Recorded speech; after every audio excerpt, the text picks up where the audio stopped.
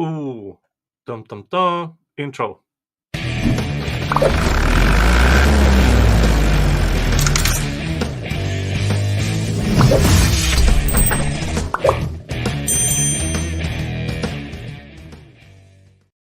There. Oh.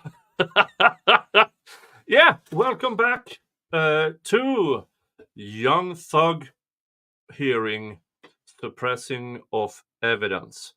We have a lot to go through. I will stream until I can't stream anymore because yesterday the Young Thug hearing should have ended around 6:30 p.m. Eastern Standard Time. It ended 10:21 p.m. and started again 9:30 a.m. this morning. So we have a lot to go through. Let's see here.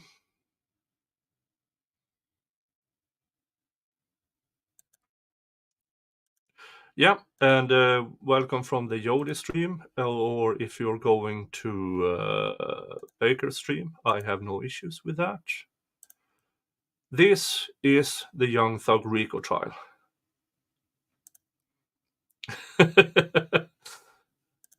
Slightly bumpy ride.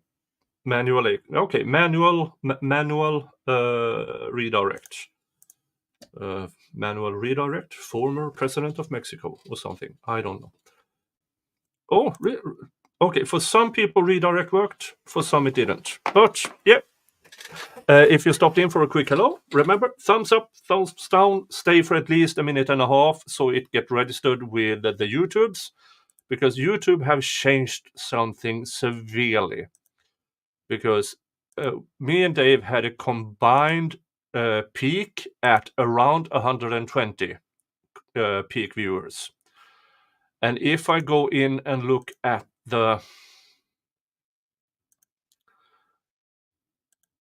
it says, according to YouTube, I had a peak at around 60, but according to YouTube, I had 17 views the entire time. Don't believe me? I will show you. Dun, dun, dun. So there, see here, 17.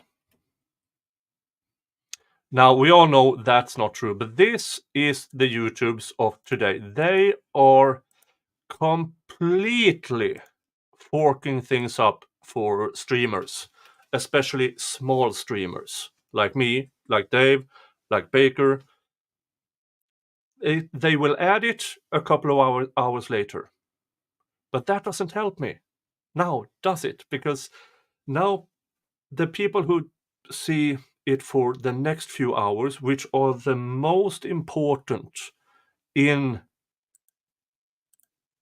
for us as streamers, the next couple of hours is what says how many will watch it on rewatch. And if people see what under 20, I'm not going there. Yeah, YouTube is doing their utmost anything to focus. It's not, I mean, it. But we are not here to hear me whine about it. We are here to watch the Young Thug Rico trial. Hopefully this longer stream I will conduct here will make the numbers self-adjust, at least. So we will finish watching yesterday's hearing. I will be playing it in 1.5 as long as I can. And so we get through this and can start with this morning's hearing. All right, so let's go. From November the 2nd.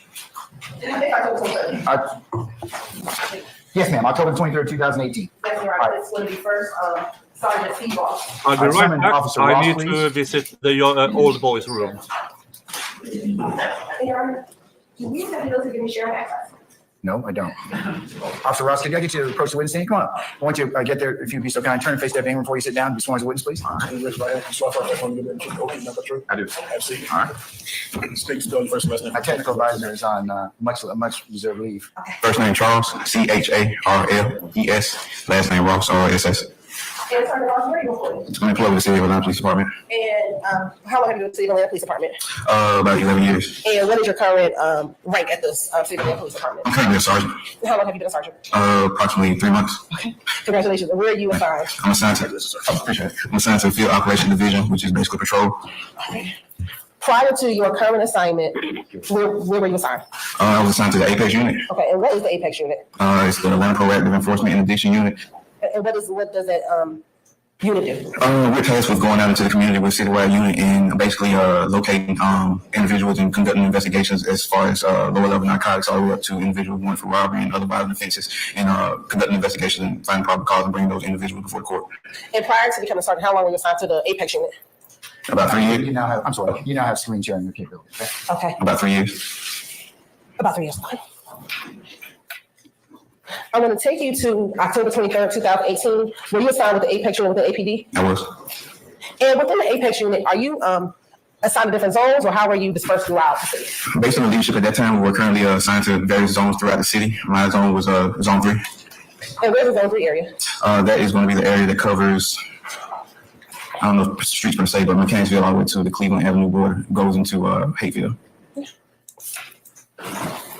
And taking to that day, October 23rd, 2018, did you have the occasion to interact with an individual by the name of Parmenius Nichols? I did. How did you first encounter or see Mr. Nichols? While reviewing social media, I came across what was believed to be Mr. Nichols' page, which displayed like an Instagram story. On the Instagram story, Mr. Nichols could be seen sitting inside what appeared to be a Chevy or Chevrolet vehicle. He had what appeared to be marijuana in a sandwich bag where he was wrapping it up while engaging in conversation with several individuals standing around. That was the conclusion of the video, pretty much. Okay. And where were you when you were observing this vehicle? I mean, you were observing this video. I was on assignment. I was at work. I'm not sure exactly, where my location was. Okay. But you weren't at the precinct or anything. You were in the street. I believe so, yes. Okay. And once you observed Mr. who you believe to be Mr. Nichols kind of bagging up drugs, did you know where he was? Yes. How did you know that? So I'm assigned to the Zone 3 area, where one of my main focuses of areas of operations was the Lakewood area as well as the Cleveland Avenue area. So I was familiar with the Steel Avenue location because I had been there before. I know the layout of the actual land. And we say, look, you knew the layout of the land. What do you mean? I've been inside the apartment parking lot area, and I'm familiar with what that would look like. Okay. So once you saw this Instagram video, what did you do next? Thank you. Let my supervisors know. I gathered additional officers to assist me with conducting the investigation. We found a location to stage, and then we went into the location of 2612 Steel. And we say you found a location to stage. What do you mean? So basically, I found a location that was big enough to support myself and Is supporting this officers better? to assist me with conducting an investigation at the location. There, I would have given them instructions on what we're about to do, what we're looking to investigate, and who the target of the investigation would be.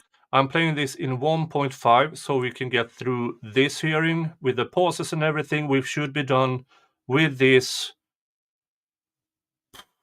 hour and a half, and then we move on to today's hearing. Okay. Once you all stage, what happened next? Once we stage, like I said, I go over the plan, and then we would move towards the actual location and conduct our investigation. And what was the actual location? 2612 Steel. All right. And I think you mentioned earlier. Yes, ma'am. And is that an apartment complex, a house, a home? What is that? It's an apartment complex. Did you all go over, let me back up, about how many officers met with you in the staging area? I'm not sure. Once you gave the rules and regulations, you headed over to Steel. What, if anything, happened? So upon our approach, one of the individuals yelled out 12, which is slang for police. This is a sign or a phrase that's given to alert individuals that are in the immediate area and possibly participating in criminal activity that law enforcement is approaching. Okay. And once you heard someone yell 12, what happens next? We continued on into the apartment complex where I then noticed the possible vehicle in question, which was a Chevy. I'm unfamiliar exactly what kind of car it was. A small Chevy, which was parked next to a white Toyota Solara. There were several individuals sitting on the trunk and on the side of that Solara. And then I noticed upon approaching the vehicle and parking in front of that Solara, Mr. Nichols, as well as two individuals sitting in the door frame of the Toyota Solara. And let me back up. When you saw who you believe Mr. Nichols inside the vehicle on Instagram, what kind of car did it appear that he was in? He was in the Chevy. and you said you don't know what type of Chevy it is. Did you do a report in this case? I did. And we're looking at your report, help refresh your memory as to what type of Chevy it was. Yes, ma'am. All right. Thank you And so let me ask you, much, speaking about a police report, Sonny. did you provide the state with a police report? Yes, not actually last. Yes. Okay. And why did you provide the state with that police report last week? After reviewing the current, after reviewing the report that I noticed that the state currently had, I went and looked up the case number myself to get my own copy. And then I noticed additional. Yeah. And if you have the possibility, please share the link to this stream on your social media. That would be very, very helpful for me. Thank you so much. Information in the copy of the report that was on our system. And in looking at let me ask you, did I show you the report before you went back to the office and put the report? You did. Okay. And when you looked at that original report, what, if anything, did you notice about that original report that I showed you initially? Oh, no, at that point, it looked fine. It was when I got back to my office and I tried to pull up the case number myself for a copy, and I noticed that it was additional information added into the copy that was on our system. And the copy that was on your system, when was that report done by you initially? Do you recall? I don't. Okay.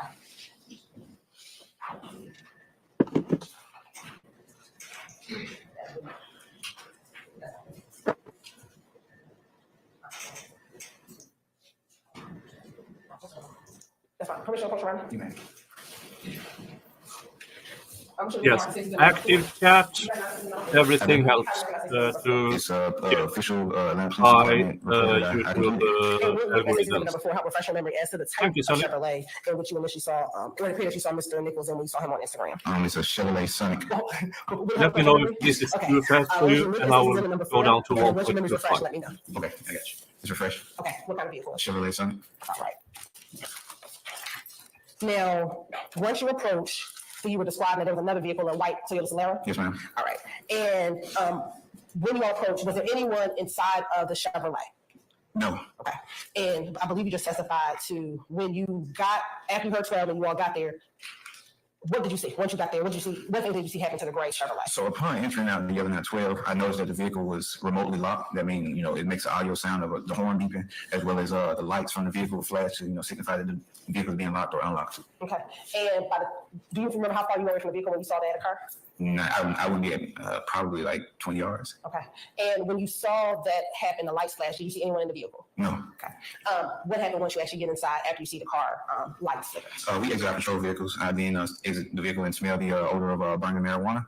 It smelled as if it was coming from the direction of the Toyota Solara that Mr. Nichols and the other occupants were inside. I then immediately walked up to them and began my investigation, advising them that it smells like marijuana, and detained them. We ended up searching the vehicle. Inside the vehicle was shake, which is like slang for like small crumbs of marijuana inside the vehicle. I think ultimately, as we got around to the other side of the vehicle, we found a actual small blunt or joint of marijuana laying on the ground. Hold on, so let me stop you really quickly. And you're talking about when you're in that car. Which car are you referring to at this point? The Toyota Solara. All right, and you said that you saw Mr. Nichols at the Solara.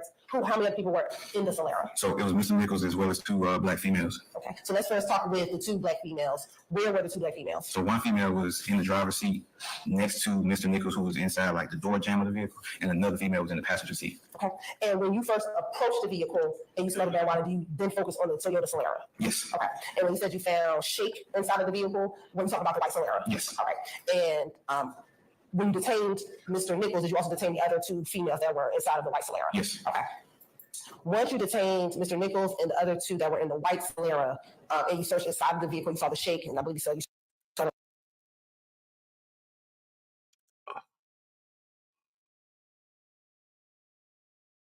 No, it's still going, but so this is not from my stream. This is from their stream.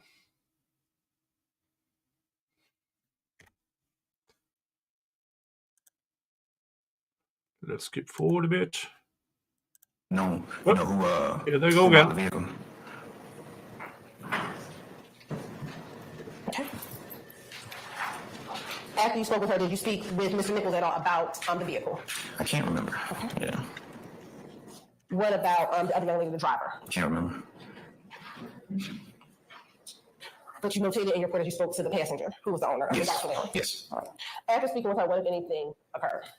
At that point, I believe we called K9 out and to do a search of the general area for any additional narcotics. Officer Carney would have came out about his K9 dog Chacon, and he would have conducted the open air smell or search or whatever you want to call it of the parking lot area before he was on the K9 was pulled towards the Chevy Sonic. At that point, he did alert on the actual vehicle to the presence of narcotics, which I was notified by Officer Cornelius. And at that point, I went back and got a search warrant for the vehicle. So once the K9 hit, you did not go to the car, you went and got a search warrant. Yes. And were you able to obtain, were you ever able to obtain a search warrant? I was. Once you obtained the search warrant, what did Yeah. you obtain a search warrant for? I took the search warrant out for the Sonic, the Chevrolet Sonic. Once you obtained the search warrant for the Chevrolet Sonic, what happens next? Upon receiving that valid search warrant, I returned to actually process or execute the search warrant. I used the key to access the vehicle, and upon entering the vehicle, I noticed that there was a red bag which appeared in that same Instagram video that appeared to be aside Mr. Nichols. I believe that bag was the bag that contained the 17 grams of marijuana that we ultimately ended up seizing. There was also 3 firearms located in that vehicle, one in the not center console, but right there, I believe, by the gear shifter for the Sonic, and 2, one under the driver's side seat and the other under the passenger side seat. Okay. Before I move on, at any point in time, did Mr. Nichols exert ownership over that car key fob that you found in the center console? No. That's the same objection. As it relates to after the search, what, if anything, did you do as far after the search of the vehicle? I left a copy What of the if search any? warrant inside the vehicle. And to my knowledge, I processed. We checked the firearms to see if they were stolen. 2 of the 3 ended up. To my knowledge, that's a weird phrasing to answer with. That indicates to me that's not an independent recollection.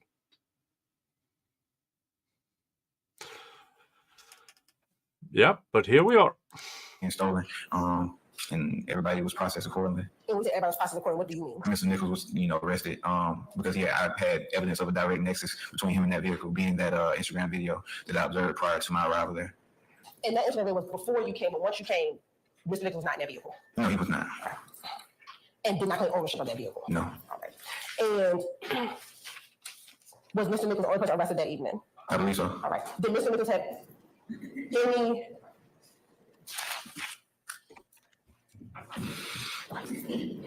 All right.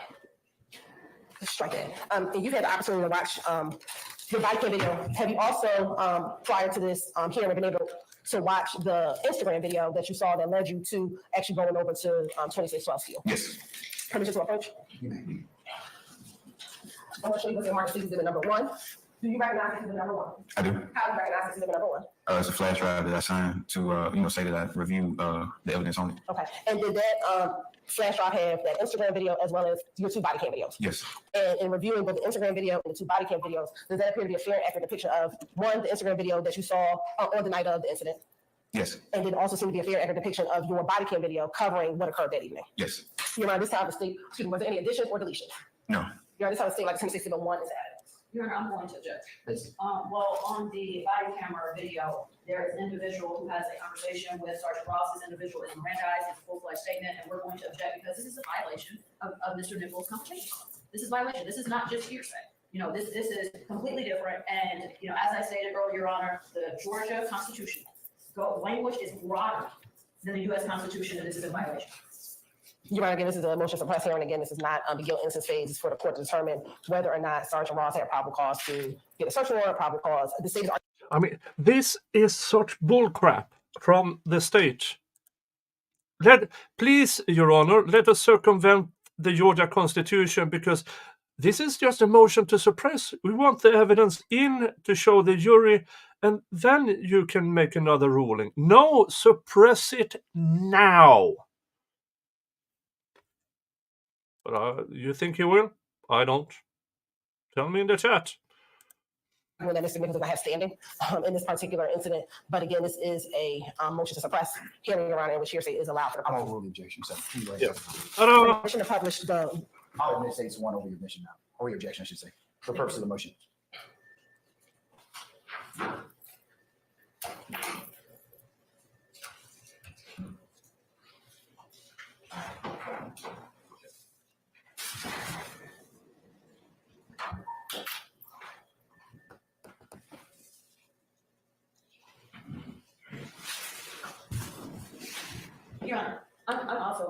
object because from my understanding, the state is presenting this just. I to have refresh no his memory. idea, Sonny. To refresh his memory, I so have he needs to look no at it, actual so idea. finish it, and then testify. Your Honor, It doesn't hurt, we're also entering it. I think. For one, we've entered into evidence to show how how Sergeant Ross was able to want to get the initial probable cause to go over to Steel Avenue in the first place, which is the Instagram video.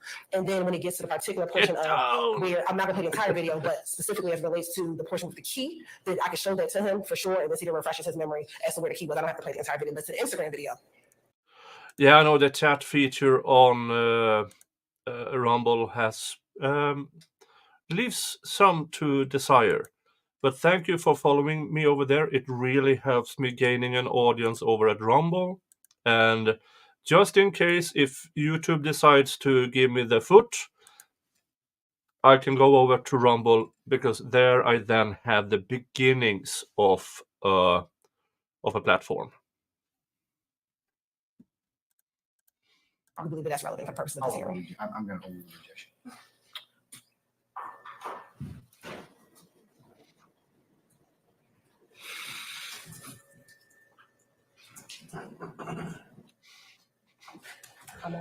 I know. If I can with a console, I don't need to play the entire video unless depending on what you have as a cross examination, but I am playing the Instagram video.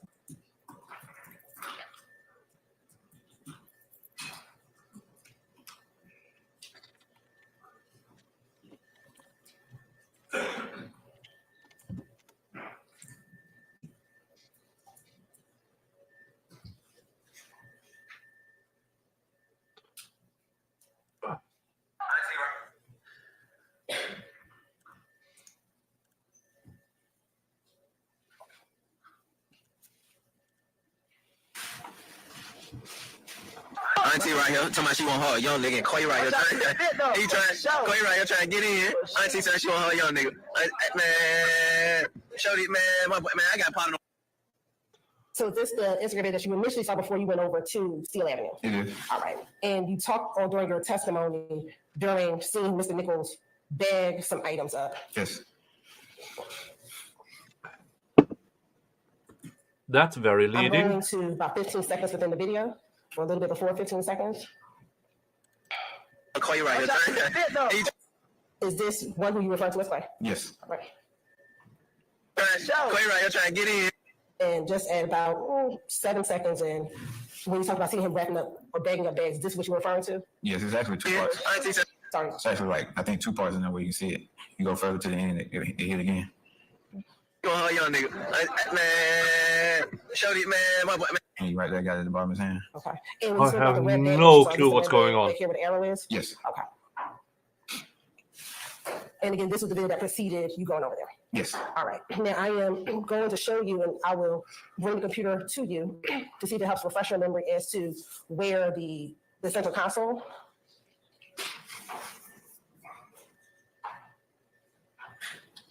And Just one, if you want to get up and move around to see that when you show them that you're walking to do so, okay?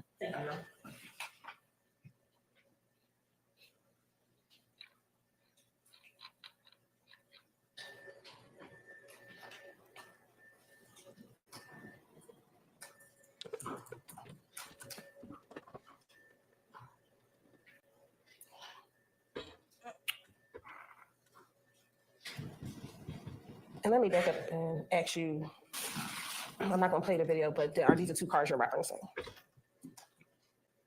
Looking here at State's exhibit, again, How number one, can this video, anybody it's get not any playing, but context are from these the two cars that you're referencing? play and My arrow on the pause left, with half gray a sign, and second then this white video? vehicle I don't to the get right. it. Yes, ma'am. Okay, and we said that Mr. Nichols was sitting in the door panel. Was that on the driver's side or passenger side? Drive side. And would it be in the crack where this door was open? Yes, ma'am. Okay.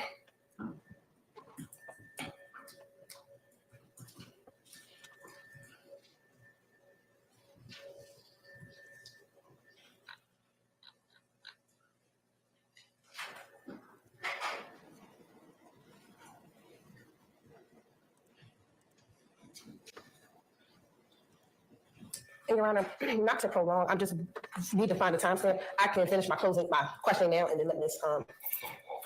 Westmoreland go, and then I can come back up for that particular question. All right. I'm going to go find the part to refresh his memory so I can show it to him, but I don't want to prolong. That's the only thing I have to do. So you can finish your I'm gonna finish my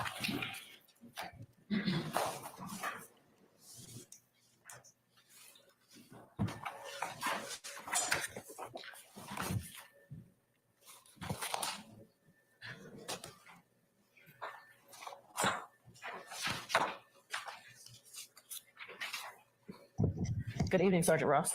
Good evening. Okay. I want to hear this. Now, I'm doing 1.25. what time on October 23rd, 2018, what time, approximate time, did you see this Instagram video? I don't recall. Okay. Was it morning of the October 23rd? No, I normally work in the afternoons, I believe, so it would have been sometime later. Okay. What was your shift? At the time, probably 4 to 12 or 2 to 10. Probably. So 4 p.m. to 12 a.m.? Yes.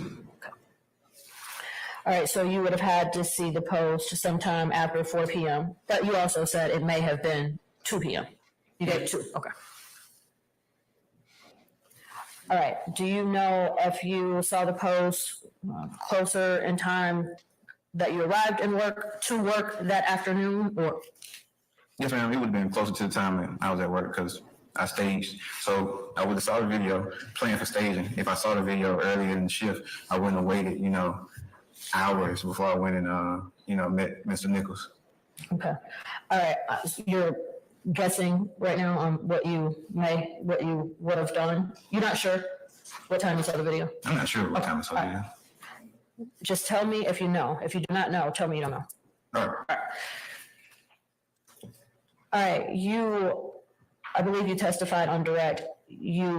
Or correct me if I'm wrong, you may have been at the precinct when you viewed the video, or you weren't at the precinct when you viewed the video. I'm pretty sure I wasn't at the precinct. You pretty sure you were? I Really wasn't at the sure? precinct. Okay. Of the Where were you? I'm not sure. kind of testimony is But you were pretty on sure. duty? Yes. Okay. Do you know if you were sitting in your vehicle? No. You know you weren't? No, meaning I know I don't wasn't. know if I was sitting in my vehicle or standing outside the car. Okay. Now, and I'm asking because I don't know. Understood. All right. If you're not in the precinct, then is the only other options in your vehicle or standing outside? Yes, Like, could you be in a restaurant? I could be. Okay. Whose social media were you viewing? Mr. Nichols. Okay.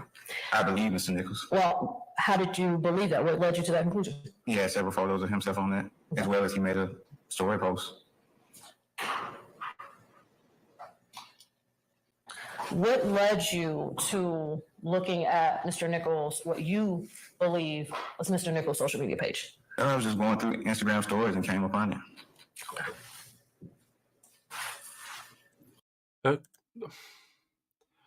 I was just going through Instagram stories, and there it was.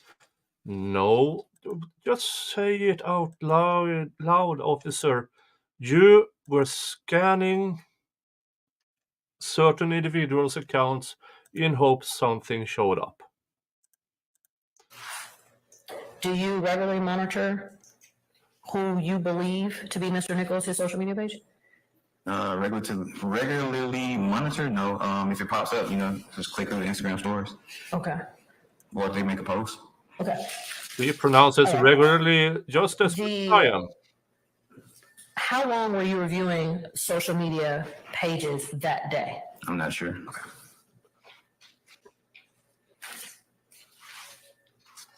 All right. You testifying today, you do not know what day and time. Well, let's take it a step at a time. Testifying today, you do not know what day that social media video was created. Created? No. Okay. And you do not know the time that that social media video was created. No.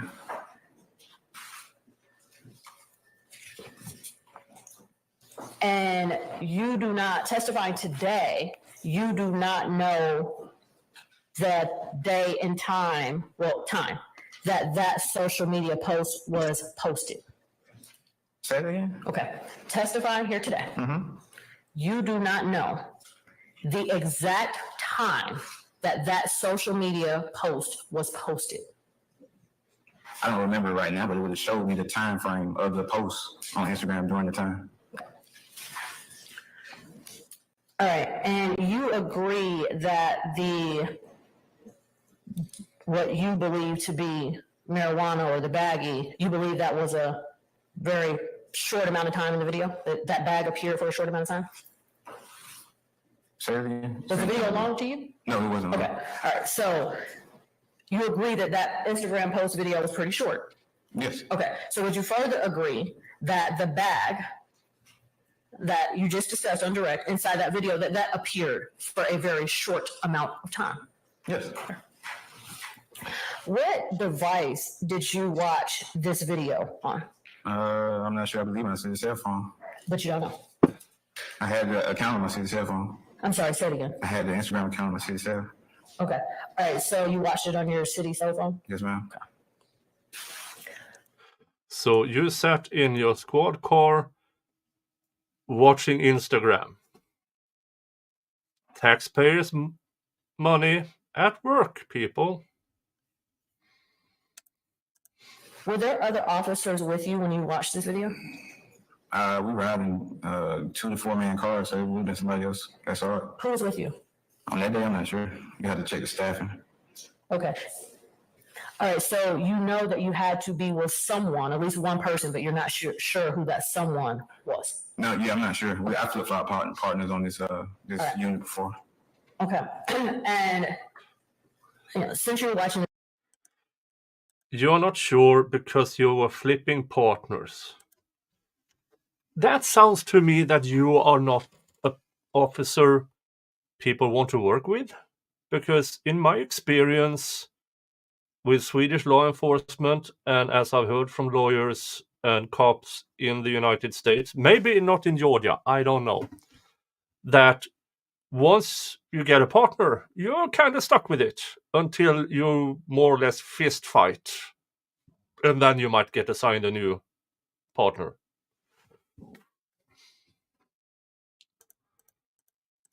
video remotely, it's safe to say that you could not view the contents of that bag up close, correct?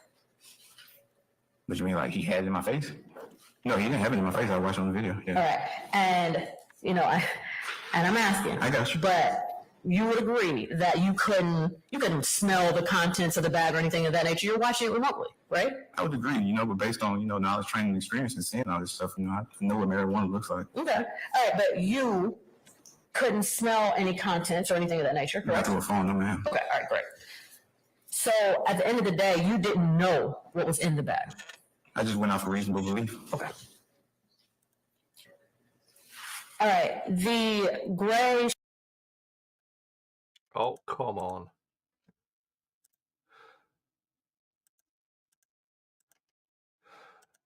Chevrolet that you said Mr. Nichols was in the video. Yes, sir. All right. In the video, that gray car, in the video that you watched, the Instagram post that you watched, that gray car was parked in a parking space? It was. Okay. And it was backed in a parking space? It appeared to be. You couldn't see the license plate from the video of the race on it? No. All right. So before arriving to the incident location that night, you didn't know who the car belonged to? No. All right. Because you couldn't run the tag, correct? That's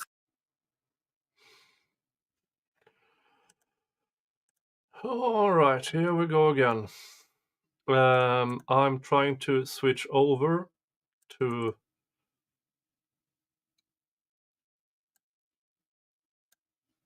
because I've been doing this on Chrome so far. I will be switching over to Edge and hope that won't crash today. Let me just get these. Get this done. Dun, dun, dun.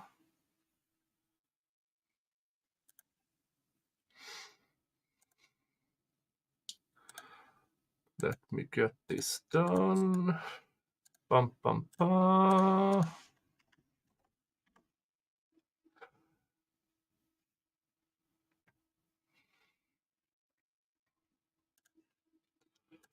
And that one. Hold on. I'm almost done here to do the switcheroo. All right. Closing. I will be briefly switching over, so it will be a glitch from in a few seconds. Be right back.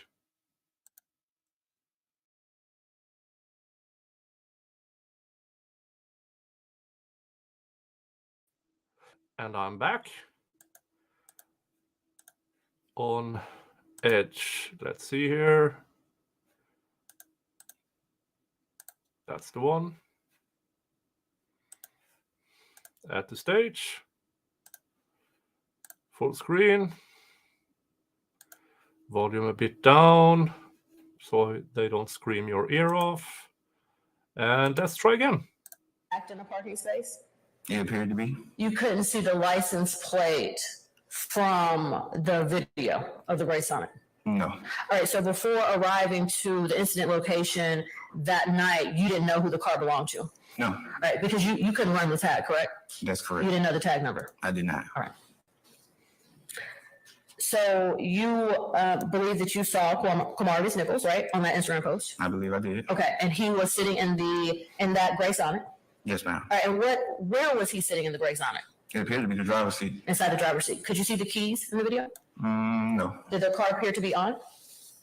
I couldn't tell. It didn't show the lights or the exhaust of the vehicle. Was there anyone else in the car with him? Not that I saw. Okay. How long?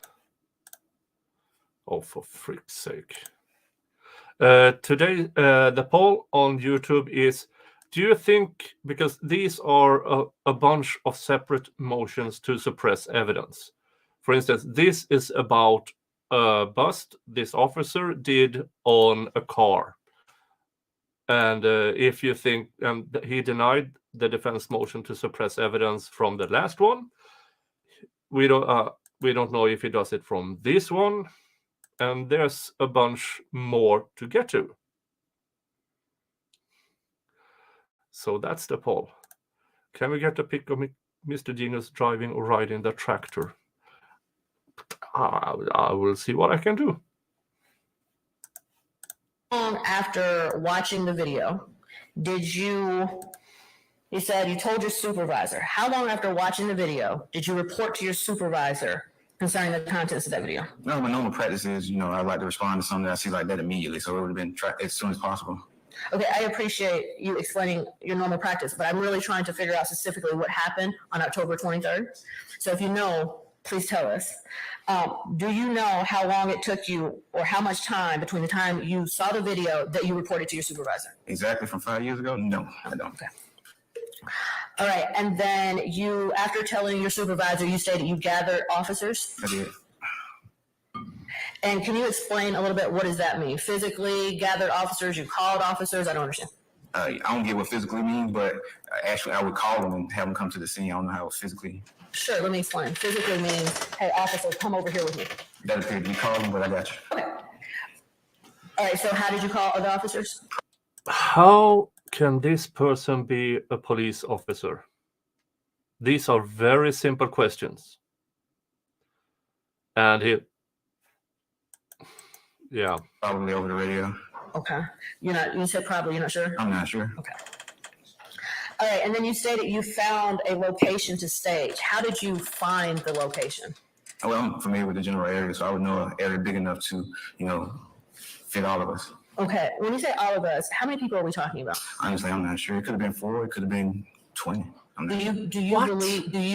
Do you know whether it was How over 10? can this vagueness be allowed Okay, in? under 10? No, I don't know. Okay.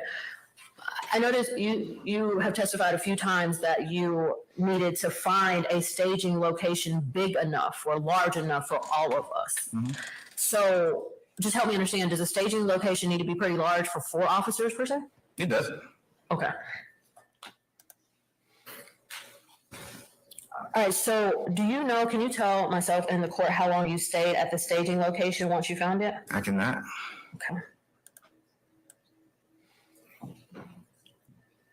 Okay, and can you tell us how long the conversation bringing everyone meaning your colleagues, the other officers, up to speed? You said You testified a few minutes ago that at the staging location, you had conversations and discussed target and things of that nature. You remember when you just testified to that? I do. Can you tell us how long that took? No. Okay. What about going over the plan with the team? You said after you had the talk that you guys went over the plan. How long did that take? I'm not sure. How far, do you remember the location of the staging location? Yes. Okay. Where was that? Right across the street. Okay. Yeah, I'm looking over for today's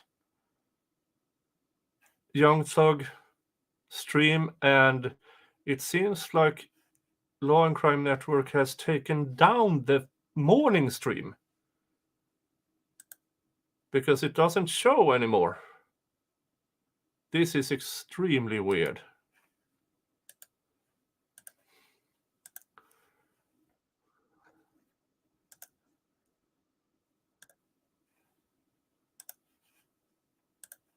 Law and C-word is not doing well, but ta-da!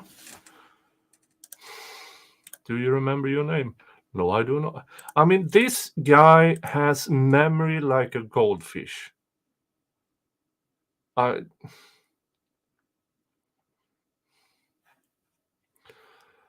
Yeah, probably. Yeah, but then the new live stream has been up for over 2 hours.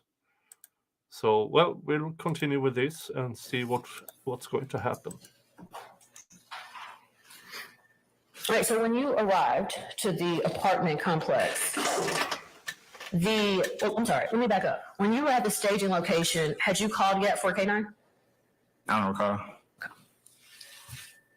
The K9 was not at the staging location with you though, correct? I said I don't recall. I don't know if you want me to. No, I asked you if you called, but then I asked you, let me rephrase it. Did the K9 ever come to the staging location? I don't recall. Did you review your body camera footage before testifying today? Yes, Okay, because you knew you were testifying today, right? I did. All right.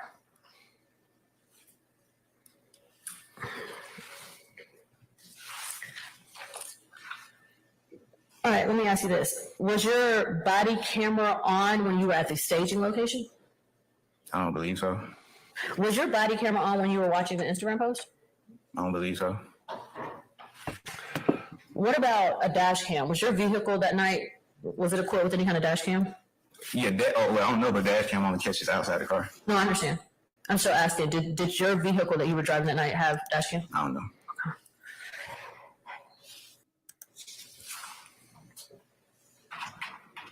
Okay, and I know that you already testified, you're not sure how many officers was at the staging location, but do you know how many officers that was with you when you actually arrived to the incident location? No.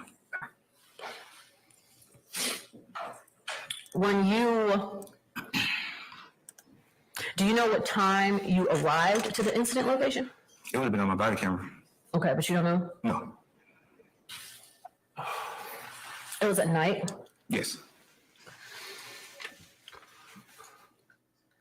Does it sound accurate? Was it late at night? Do you remember if it was late? And when I say late, I mean after 10 p.m.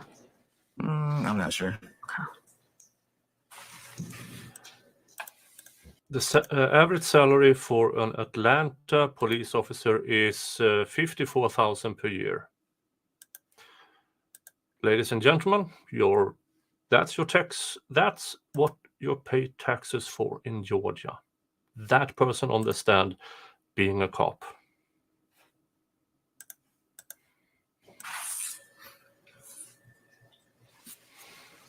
Would looking at the time on your body camera, would that assist you? Would that refresh your recollection? It would. Okay.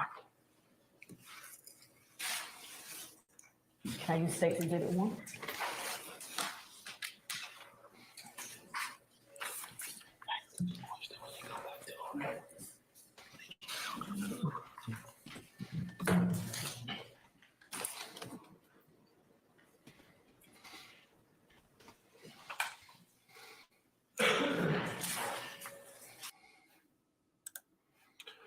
Oh, come on.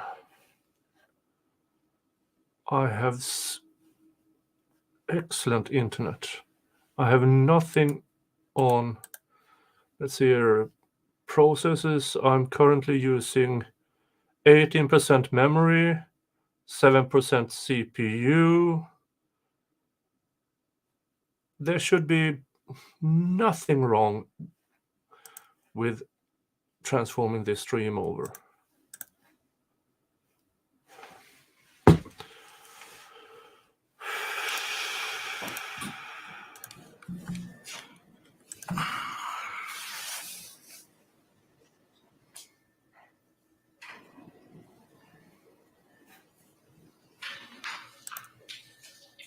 Okay, Hilton, how do I share this from your computer, please?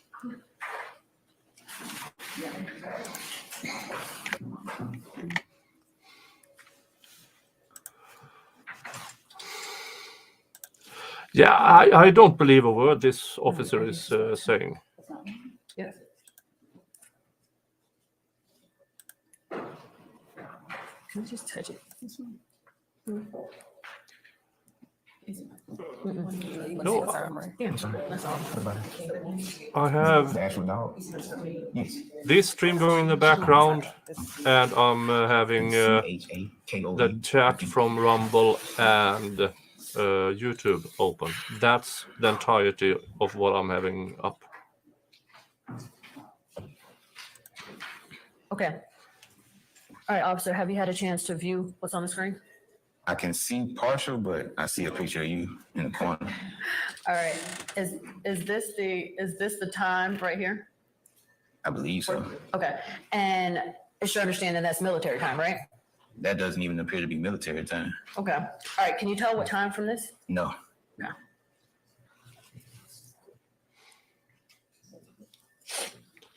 That looks like it's very, very dark. No, that is stuff. Yes, Slidey Pie over at All right. Rumble. Terrible So, at the end of the witness. day, testifying today, you have no idea what time you arrived at the incident location. I mean, if I had to say, looking at the report, it would give you, I guess, somewhat of an idea. Okay, so the report, what, refresh your memory? Possibly. Okay, let's try that. Did you put that memory? Okay, you have it up there with you, right? I do. Okay, great. Can you look at it, refresh your memory, and then let us know when you're done? This guy has. He wouldn't even remember if it's PTV or PTH. Okay. PTR. What time? The report, the time listed appears to say 38 hours, which would be 8:38. Okay. And so you're saying that's the time that's written on the report? Does it say I arrived? I mean, does your report reflect that you arrived at the incident location at such and such time? That's what I'm trying to figure out. I mean, approximately, yes. Okay. All right. Once you, 8:48? no, What did you say? I just repeated whatever time that I thought you said. What time did you say? I said 8:38. It sounded like you said 8:40. I just want to make sure. Oh, 8:38. Cool. Okay. All right. And so are you pulling that from the report time? Yes. That's where you're getting that from? Yes. All right. And and so you're also noticing that it has start time and end time is the same time, 2038 to 2038? Yes. All right. So that can't be accurate, right? Start and finish it? The start and finish can't be accurate. Okay. All right. All right. So once you arrived to the apartment complex, the first thing that you saw was a gray ship. You saw the gray Sonic. I did. Okay. But you did not pull up directly to the gray Sonic, correct? Yes, correct. Okay. And you're positive there was no. Jesus Christ.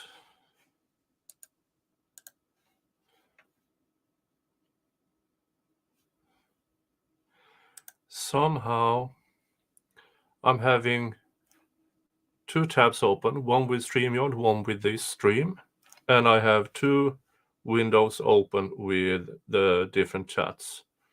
Microsoft Edge has 20 different stuff going on.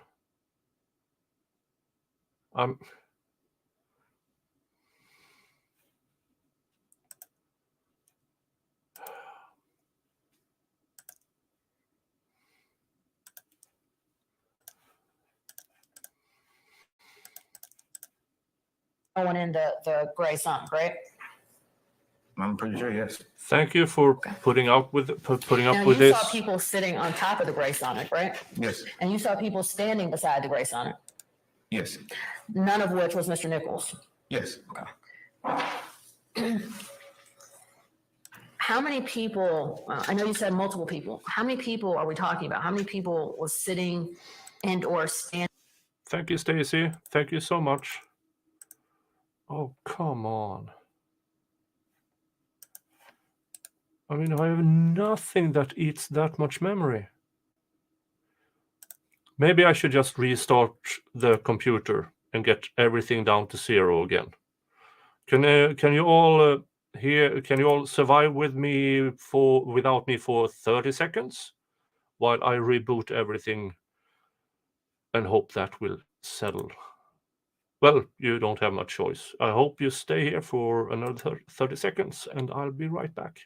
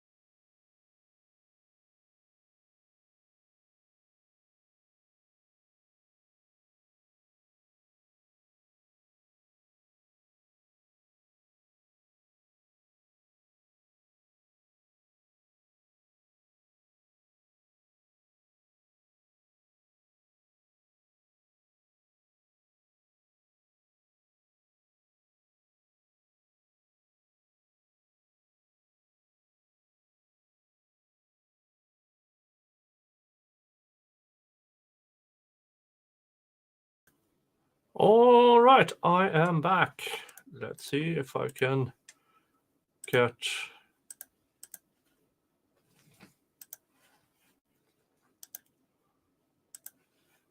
share.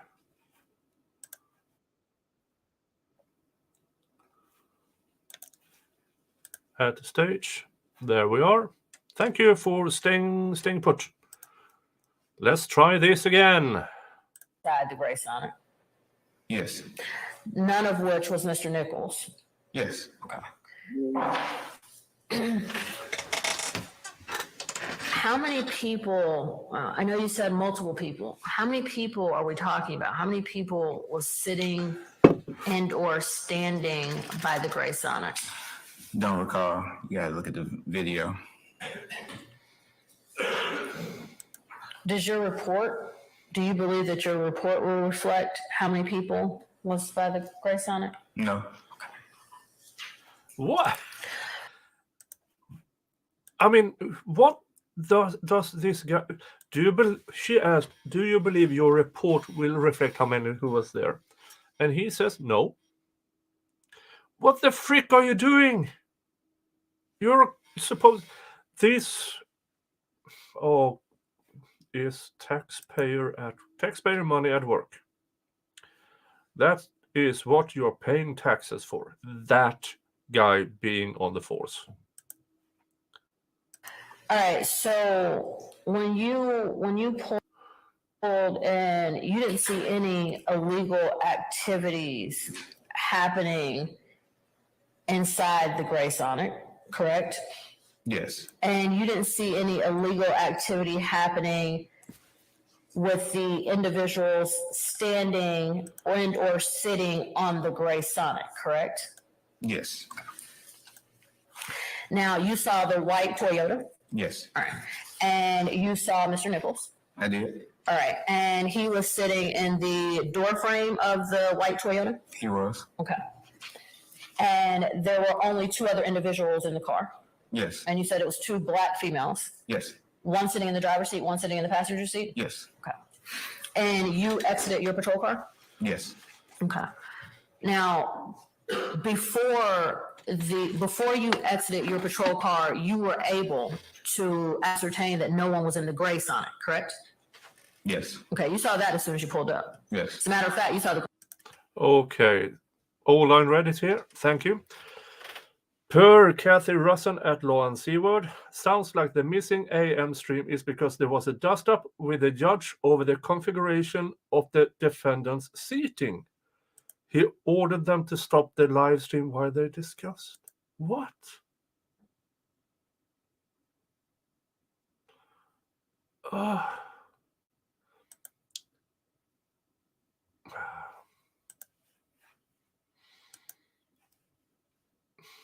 I mean, when I started covering this case 6 months ago, I had respect for this judge because how he acted, how he was a no BS judge. I'm kind of losing that. gray Sonic before you even saw the white car, correct? Yes. All right. And the questions that I asked you about, you didn't see any illegal activity in the gray Sonic, you were able to ascertain that from your patrol car also, right? I began assessing that, yes. Okay. All right. So before exiting your patrol car, nothing's going on with the gray Sonic, but you see Nichols and you see the white Sonic. I mean, you see the white car. The Toyota Solara. Yeah, the Toyota, the white Toyota. Okay. So you stepped out of your vehicle Yes. and you smell marijuana in the air? Yes. Okay. Are you looking at your report? No. Okay. All right. And I know that you already testified that you do not know how many people exactly were sitting on the gray Sonic. Do you know how many people or about how many people were just gathered in the area? I don't like to guess. Okay. Is it fair to say that there were several individuals? You said multiple. Yes. Okay. What's your definition of several? More than one. So your definition of several is more than one officer? Yeah, yeah. Okay. So two people, several to you. Could be. Okay. What? This guy is a moron. All right. So you saw Mr. Nichols standing in the, or That's a guy with more or less a license to kill if he feels threatened enough. Seriously. This is like hearing Amber Heard, who believes that donating and pledging is the same thing. And for this guy, more than one is several. No. Oh.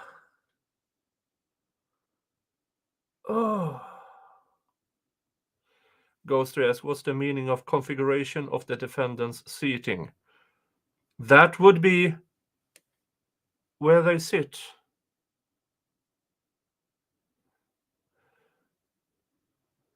All line red answers, all the defendants have the right to have a line of sight of the witnesses. I'm guessing there is an issue with that. Okay.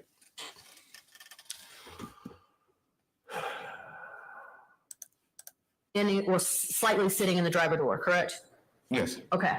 And Mr. Nichols, he didn't have a bag in his hand, right? No bag of marijuana? No, that whole All right. No sandwich bag, period? No. All right. And you didn't see Mr. Nichols smoking marijuana? No. You didn't see Mr. Nichols with a weapon in his hand? No. Matter of fact, you didn't see Mr. Nichols with anything in his hand? Don't recall. All right. When you in your report, did you state that you saw Mr. Nichols with anything in his hand? I don't recall. Okay. If there was something in Mr. Nichols' hand that was illegal in nature, would you have included it in your report, officer? Yes. Okay. All right. So there was nothing, for a fact, that you're testifying to. There was nothing illegal in Mr. Nichols' hand. That's fair. Yes. All right. And when you saw Mr. Nichols, you did not observe him doing any type of criminal activity, correct? Yes. Okay. All right. And then as soon as you approached Mr. Nichols, is it fair to say you immediately detained him? I don't think so. Okay. All right. So what did you do before detaining Mr. Nichols then? After stepping out of the vehicle, that's when I began to notice the smell of marijuana, which would give me Oh, probable for cause to fuck's detain everybody in the sake. vehicle. Well, the judge is going to decide. That is such a rehearsed answer. He is saying, oh, I don't remember, I don't recall, I don't do this, I don't do that. But as soon as she asked, so you apprehended him immediately. No. I got out of the car and I smelled the marijuana. Oh, bullshit. You lying sack of garbage. That. I think But so I'm asking you, I asked you if you immediately detained Mr. Nichols, and you stated you wouldn't say immediately. So I'm specifically asking you, from the time that you exited your patrol car to the time that you detained Mr. Nichols, what were you doing? investigating. Tell us how. I smelled the smell of marijuana coming from the area of the vehicle. I thought I said that. Okay, and you did. Is that the only thing that you did? To my knowledge, yeah. Okay. Without seeing video. All right, To my so would it be knowledge. fair to say that you stepped out of the vehicle, you sniffed, and then you detained Mr. Nichols? Yes. Okay, is that fair to say that was immediate?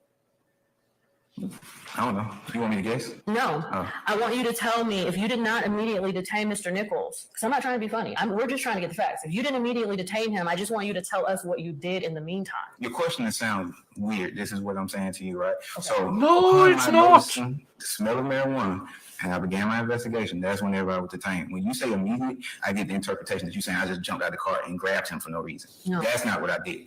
I detained him after noticing the smell This of guy burning is marijuana and a the other fucking individual in the vehicle. moron. Okay, I know what you said when you started your investigation. What do you mean? I understand. I'm very clear about you. You're stating that you smell marijuana. I'm just trying to understand when you say, and then I started my investigation. What do you mean? I started my investigation upon entering the location and exiting my patrol vehicle. I got it started. Okay. All right, so you detained Mr. Nichols, correct? You detained him. I believe so. Okay. I Did you get believe handcuffs on? so. What the actual fuck? He was so boom. I rehearsed answer. I smelled marijuana. Ba ba ba ba ba ba ba ba ba. And then, so you were the one who detained Mr. Nichols. And what did he say? Hey, Mr. Nichols, correct? You detained him. I believe so. Okay. I believe so. Did you put handcuffs on him? I believe so. Okay. All right, and at this point, you detained Mr. Nichols because you smell marijuana? Yes. You asked Mr. Nichols if he had any marijuana, correct? Not sure. All right, did you ask any of the individuals there if they had marijuana? I believe so. And they told you no? Yes. In fact, did Mr. Nichols tell you, hey, you can search me? Remember that? I don't. Okay. All right, did you search Mr. Nichols? Don't recall. Okay. You're not sure if you searched Mr. Nichols? I don't recall. Okay, well, looking at your police report, help refresh your memory if you searched Mr. Nichols. Yes. Okay, please do. How the actual crap does this person have a job?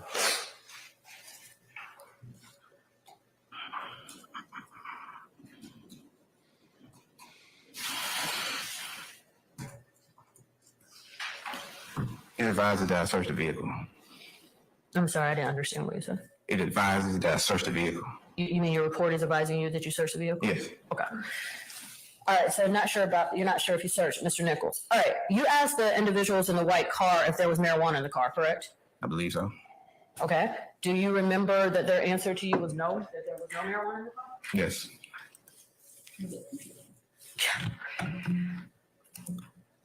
All right. I believe so. I think So, so. Jesus. You detained the other passengers in the vehicle, correct? Somebody did. Okay, so they were detained. Yes. Maybe not by you. Yes. Okay. Do you know how long after approaching the white vehicle that they were detained? I won't say immediately for you. So do you know how long? No. Okay. Do you know if it was less than a minute? I don't know. Before detaining Mr. Nichols, you didn't see any marijuana in the car, and I'm now talking about the white car, correct? Saw shake. Before you detained Mr. Nichols, you saw shake, you sure? Oh, you said it before. Yes, I'm talking about No, I before. mean approaching him. I've been looking at him. Okay. When you detained Mr. Nichols, you had not seen marijuana. No. Okay. All right, so nothing in plain view or anything of that nature at the time that you arrived in the incident scene. But I'm talking about before your search right now. Okay. Okay, meaning I'm correct. Okay, then you're correct. Yeah. All right. All right, so you did not receive consent from Mr. Nichols to search the white Toyota, correct? No, All right. And you didn't receive consent from Mr. Nichols to search the gray Sonic either, right? had a search warrant. No, Okay. And then so it's fair to say you had no consent from the owners of any of the vehicles that was searched, well, of those two vehicles. no. All right. What time did the search start? I don't know. Okay. What time did the search end? I'm not sure. And your police report can't help with that. I don't believe so. All right. Did you call the K9 once you arrived to the incident location? I don't remember. I just remember Officer Cornelius showing up and walking his K9 in the general area. Okay. So you do not know how long you had Mr. Nichols detained before calling the K9, correct? Yeah, without looking at the video, I don't know. Okay. And you don't know how long you had Mr. Nichols detained before the K9 finally arrived, correct? Yeah, without looking at the video, I don't know. All right. And Mr. Nichols was detained while the K9 conducted their air sniff, correct? Yes. All right. You never let Mr. Nichols go. No. All right. Now, let me go back just a little bit. When you detained Mr. Nichols, you asked him his name. You know that? I possibly did. Okay, but you're not sure? I'm not sure. All right. Do you, you went to your patrol car and you entered Mr. Nichols' name into the system, correct? At some point, yes. You did. All right. And when you say at some point, that was before searching the vehicle, the white car, correct? I'm not sure. All right. Well, let me see if you're sure about this. You entered Mr. Nichols' name. You checked Mr. Nichols' name before the K9 dog arrived, right? You gotta watch the video. I'm not sure. Okay. Let me see this. Once the K9 dog arrived, the K9 dog walked around the car, right? They walk around the area. All right. Around the area? Yes. Okay. And it's your understanding that the dog alerted? Yes. All right. And after the dog alerted, you left the location to get a search warrant, correct? Yes. All right. So you would have left that location to get a search warrant prior to running Mr. Nichols' name, correct? True. Okay. All right. Now, do you remember running the other individuals, the two passengers in the white car? Do you remember running their name? I don't. Okay. Now, okay. All right. When you called to dispatch to run Mr. Nichols' name, he had no warrants, correct? Not to my knowledge. Okay. All right. And up until this point, when you called dispatch to run Mr. Nichols' name, you had not observed Mr. Nichols breaking any laws at the incident location from the time you arrived until the time you called Mr. Nichols' name in, correct? Breaking any law? No. Okay. All right. So at some point, you searched the white car Yes. and you find what you believe to be marijuana crumbs. Yes. Did you bag the crumbs? No. Okay. Did you ever charge anyone with those crumbs? No. All right, and there was nothing else. There was nothing, no other evidence that you could collected outside of the white car beside the car key to the gray car. I'm not sure. Nothing else of interest for you in the white car. You know what? No. Okay. All right. I mean, there's no guns in the white car, right? Not that I remember. Okay. Yeah. All right, and you didn't find any baggies similar to the bags that you thought you saw in that video, correct? I did not. Okay. You do not know who locked. You testified that someone locked the gray car. You're not sure who did that. I'm not sure. All right.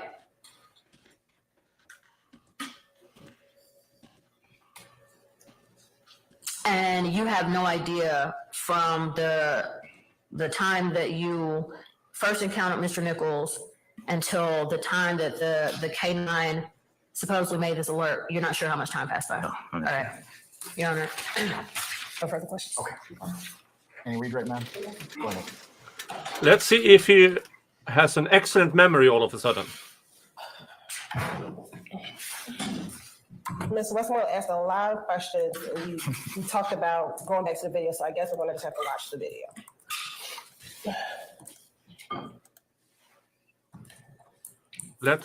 Let's see her play 3/10 of a second and see if he remembers something all of a sudden. Watch it.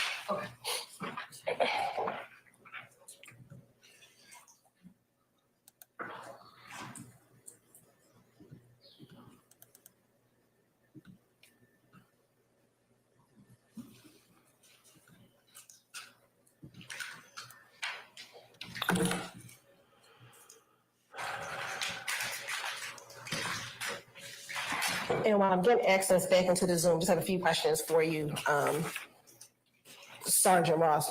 Sergeant Ross. As it He's a relates to- sergeant? Ms. Westmoreland asked you about. That piece of garbage is a sergeant? Let's see what... Police. Sergeant Atlanta salary.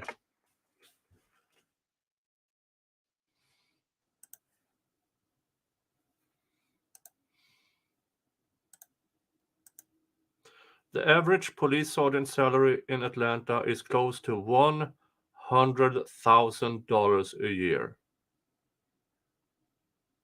The average.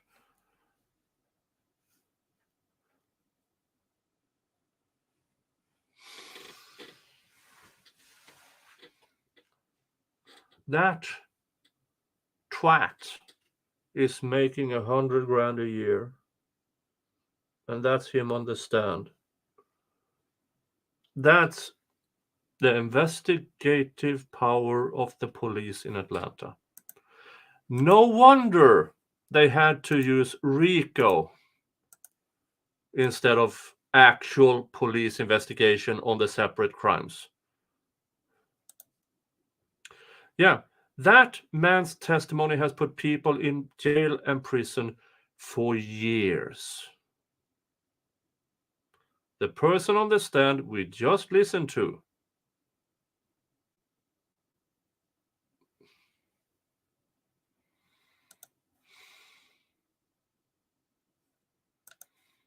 Ownerships. I want to be very specific between the white vehicle and the gray vehicle, correct?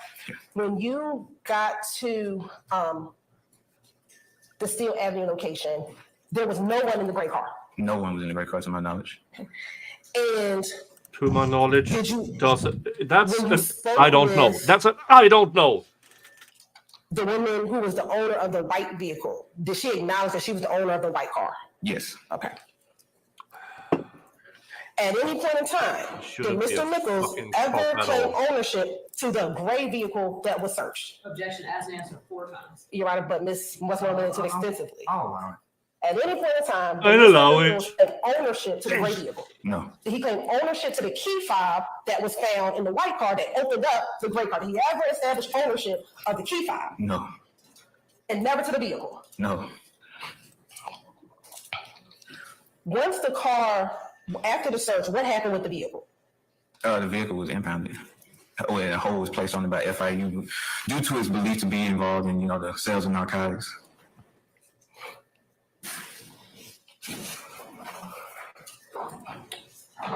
Access.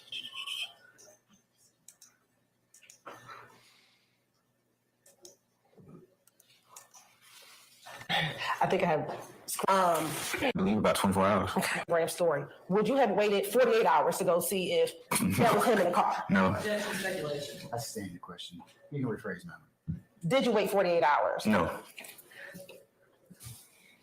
Did you go the same day that you saw the Instagram video? Did you go the same day? Yes. Did you do anything else to corroborate or to determine that Mr. Nichols was either wearing the same clothing or in the same items when you saw him in the video? Mr. Nichols had a post, I believe it was like 12 hours prior, where he had on like the same clothing that he had on when I stopped him. Hold on. Do you remember an hour ago when I whined about the YouTube statistics and how the previous stream, my Yodi stream, YouTube said, 17 views. Now we are an hour and 15 minutes later.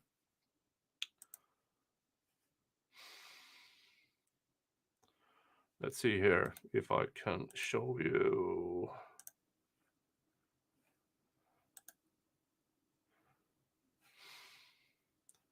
Now, I stopped the stream over an hour ago. Now it says here, 100 views. So they keep adding on. Now watch this. Over at Analytics.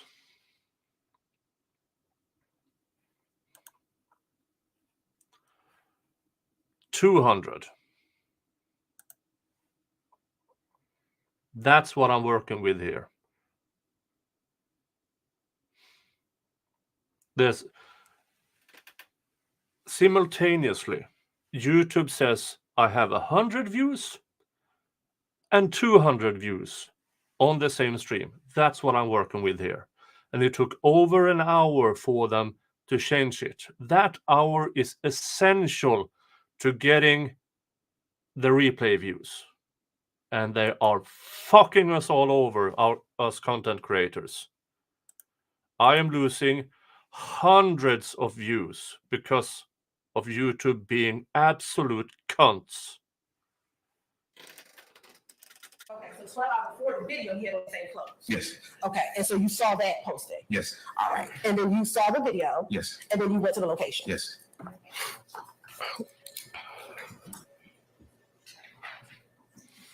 You know, since I was disabled, maybe it's telling us something. But Yeah, I know.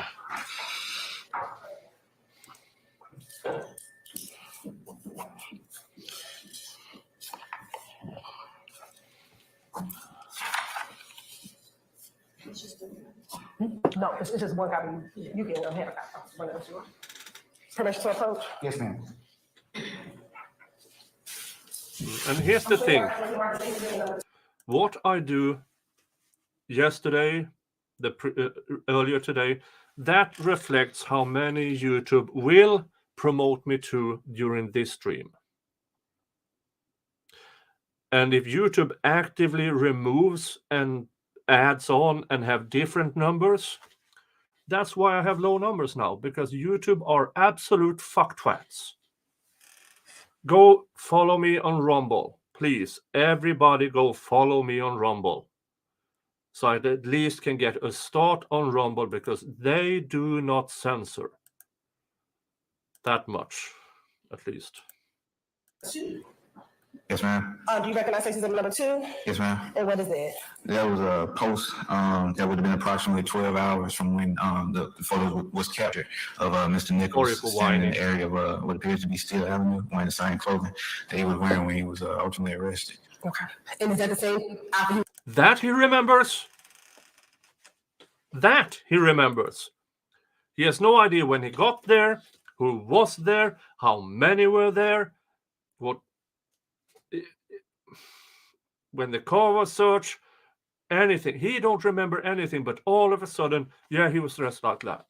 Oh, Jesus Christ, you. Was wearing inside of that video. Yes. I mean, I understand I'm like since these are the 2 for the purposes of this hearing at this time. Any objection, state your name. All right, state your name. I mean, Your Honor, the screen is still disabled. However, in the abundance of the time in the hour, Your Honor, this video is in evidence, Your Honor. I do want to specifically refresh Mr. Sergeant Ross's memory specifically as to the question I asked earlier, which was. I'm going to try and get my assistant to enable the sharing again. So she says it's done now. Okay, I'll try one more time.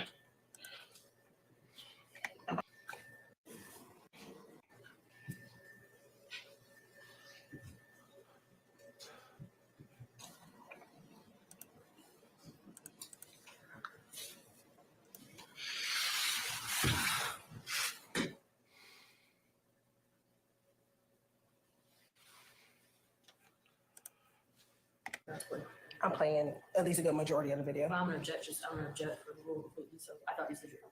Oh, I can play a little more. I sure can.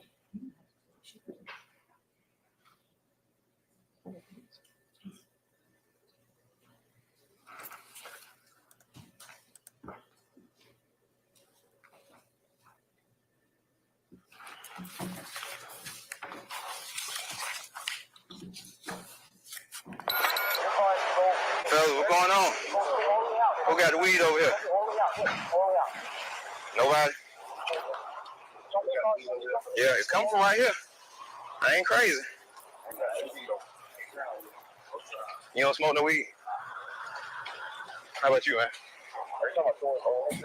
But it's coming from right here. Do me a favor, I'm going to detain you, man. Step up, step up. Step up, because this whole area smells like weed, so we're going to detain all y'all. This whole area smells like weed.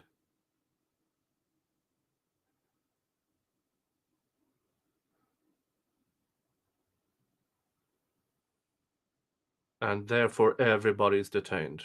That's the entirety of the probable cause.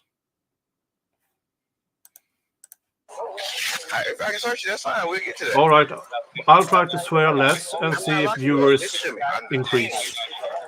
Everybody I'm detaining say you. Detaining you means candy detaining you. Put floss your hand up. You're not going to and jail. You're not under arrest butterflies right now. in You the got it? chat. You understand? That might help. All right.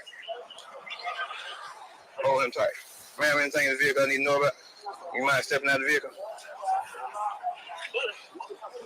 How about you, Miss Lady?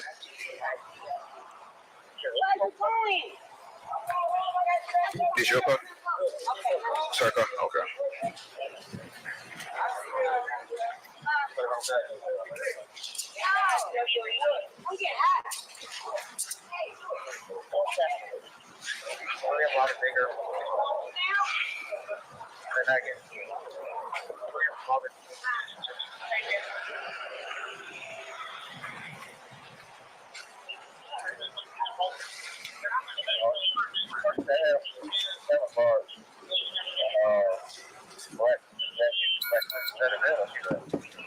Yeah, I got the chain.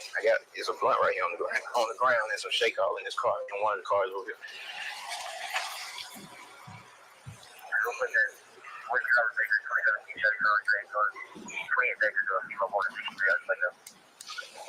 Now, earlier I was asking if you remember if the center console was shut, open or closed. Does this have a refresh your memory as to whether or not that center console was open or closed? It does. Okay, and what is It it? appeared to be closed.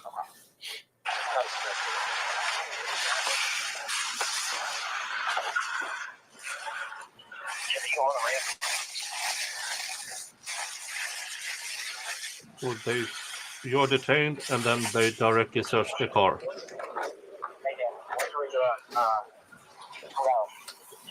I wonder why people are mad at the police.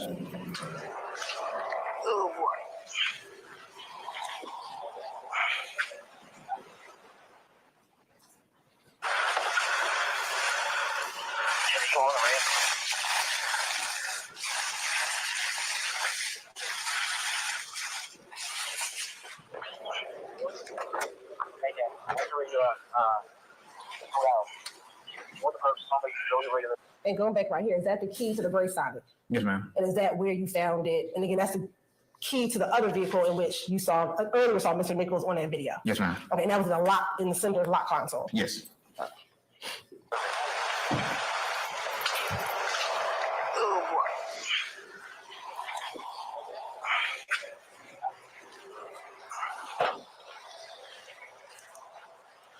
boy.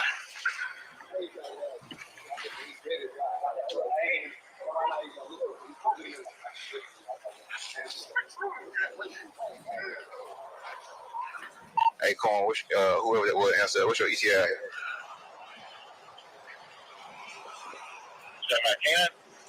Yeah. Yeah, we should be out there in about 10 minutes. I copy.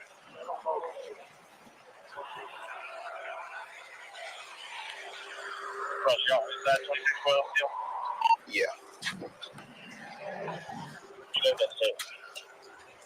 I got 3. There's another group of guys, about 4 more guys, now in handcuffs standing out around here. As soon as we pulled in, they locked the door on the car.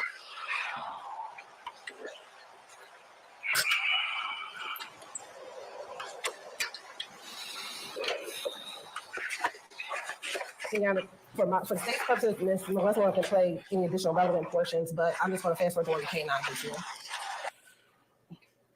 The time you stop. Sure. I'm stopping it.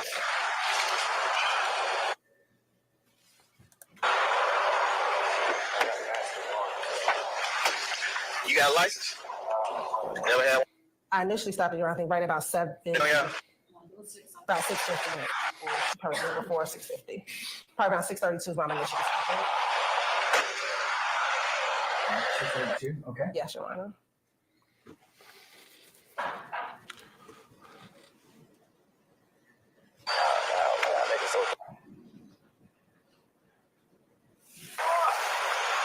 Isn't that You weird? got it. Appreciate it.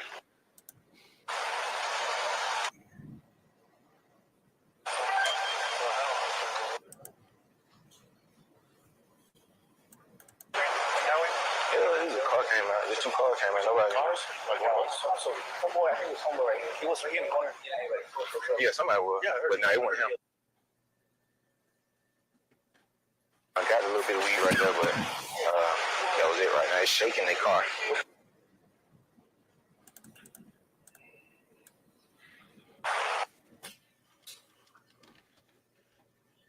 Entertain, man. Hit one.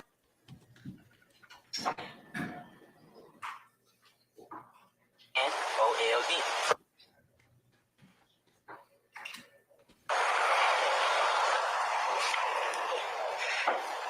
Y'all got the rundown? Okay. Is that K9 there coming in at about 14? Yes. So in about 14 minutes into getting there is when the K9 arrives. Yes. Y'all got the rundown? Okay. Okay. Yeah.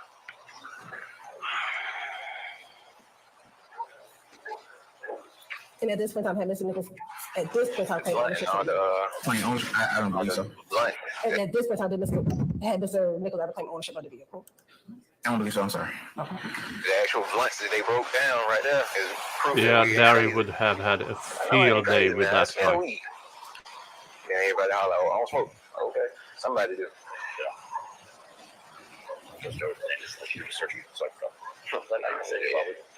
Exactly.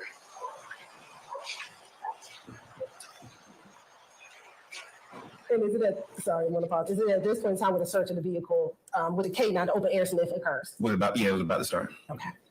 And as we already tested, or as you already testified to, that's when the dog hit on the vehicle and and that's when you left and went and got the search warrant. Yes. Okay.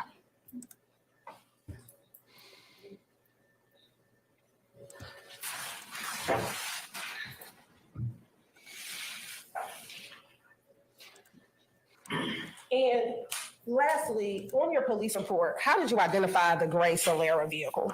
The white one? The gray, so in the police report, when you listed the vehicle, how did you identify that vehicle? So if you're talking about the Sonic, you said Solera. Oh, sorry, I got the you. gray Sonic. How did you identify the vehicle?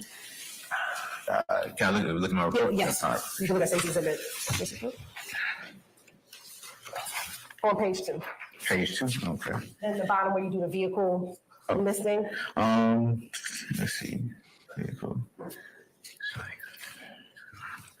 It is listed as a Chevy 2017 with a Georgia tag or tag bearing WRB 616 4-door sedan gray in colors. Okay, and when it said identifier, other stolen date time, October 23rd, 2018, what does that mean? Identifier. Let's see. I believe that's for I'm not sure. Okay, but that's just one of the identifiers listed for the Yes. report. Okay, I have no further questions. Avery Cross.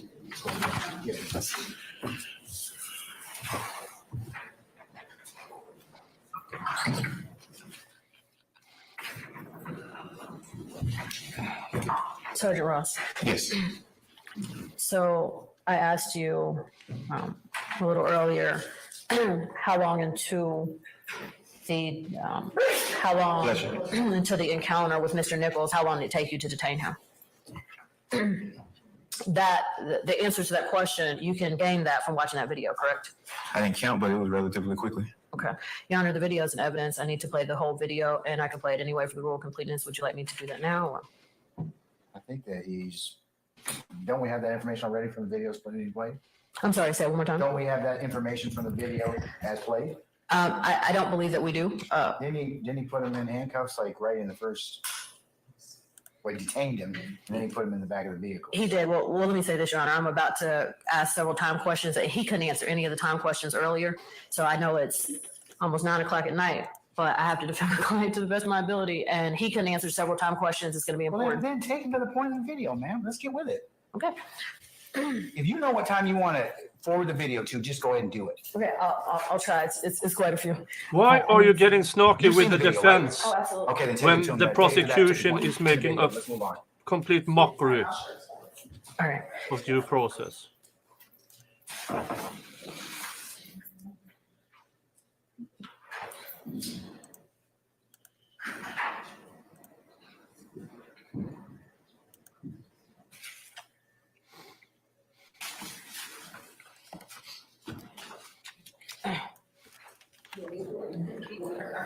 I have a few though. I'll try to tell them to you quick. All right, will you take him to 0042? That's, 42 seconds. yes.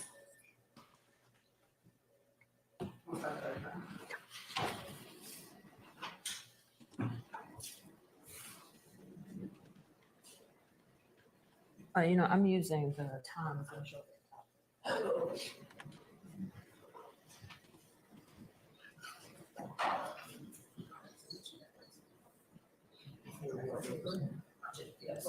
Yeah, just 42 and 48 seconds.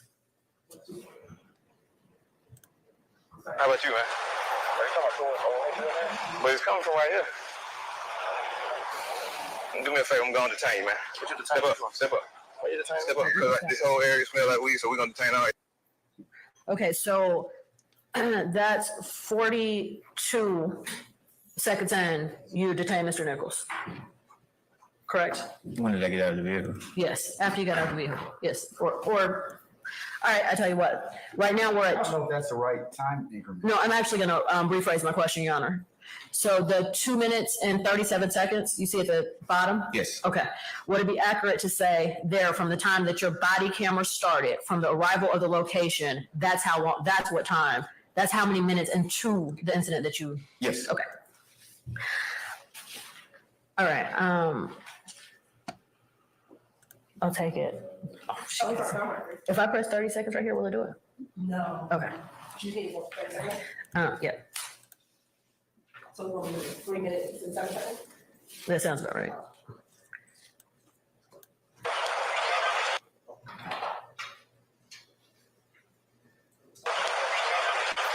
Hold him tight.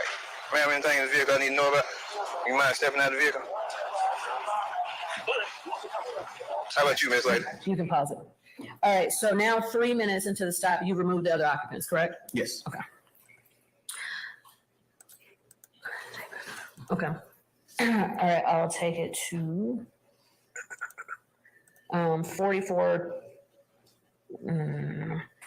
All right, I will take it to 44. 44. Yes. That's hot, right? Yes. I'm sorry, 43.50. Okay. William Robert Baker. Right back in. William Robert.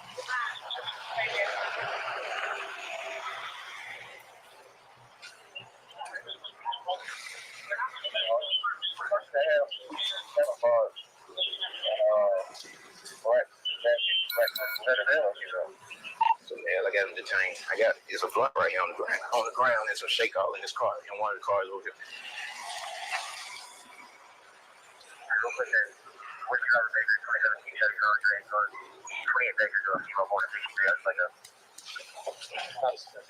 I need another beer.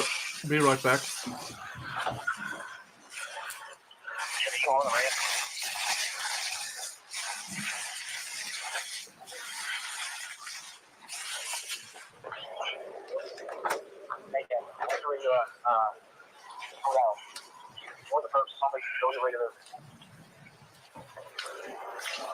Oh boy.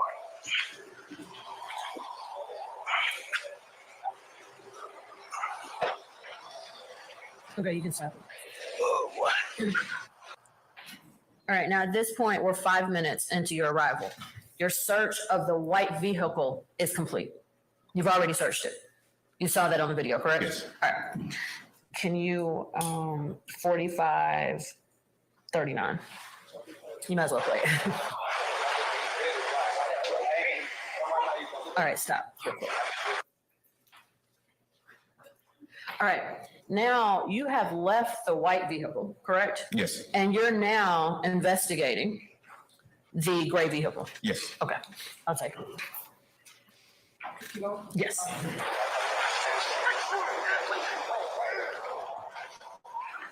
Hey, Corn, whoever that will answer, what's your ETA? Talking about Cannon? Yeah, Yeah, we should be out there in about 10 minutes. I got it. All right, you can stop. Okay, thank you. All right, now that's you calling into the K9? Yes. Okay.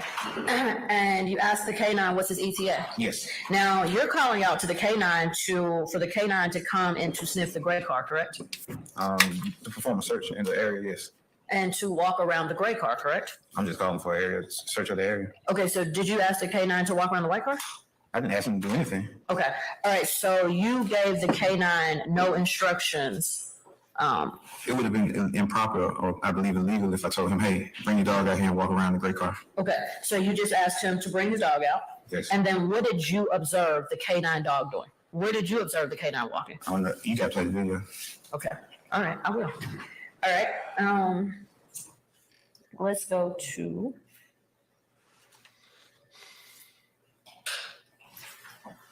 He knows enough Ms. to Hilton, know will you what please not take to me answer, to, to not get in 4704? trouble.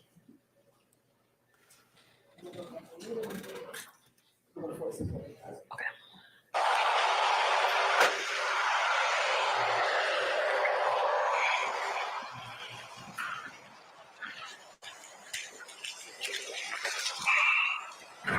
That's you bagging the evidence, correct? Yes.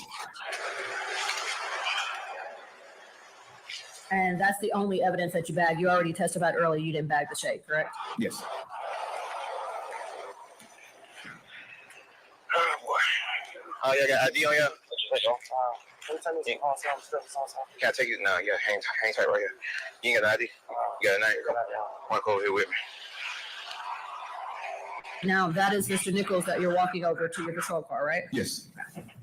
Yes.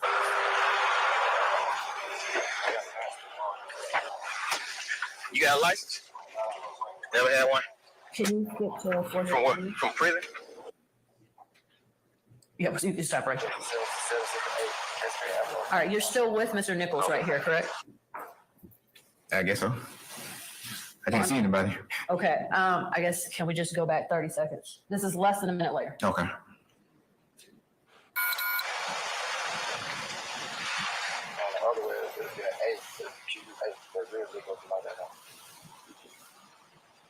Can you hear Mr. Nichols in the background spelling his name to you? What you right said? I hear something, but I don't know what I'm hearing. I can take you as your word if you say that's what you're doing. Okay.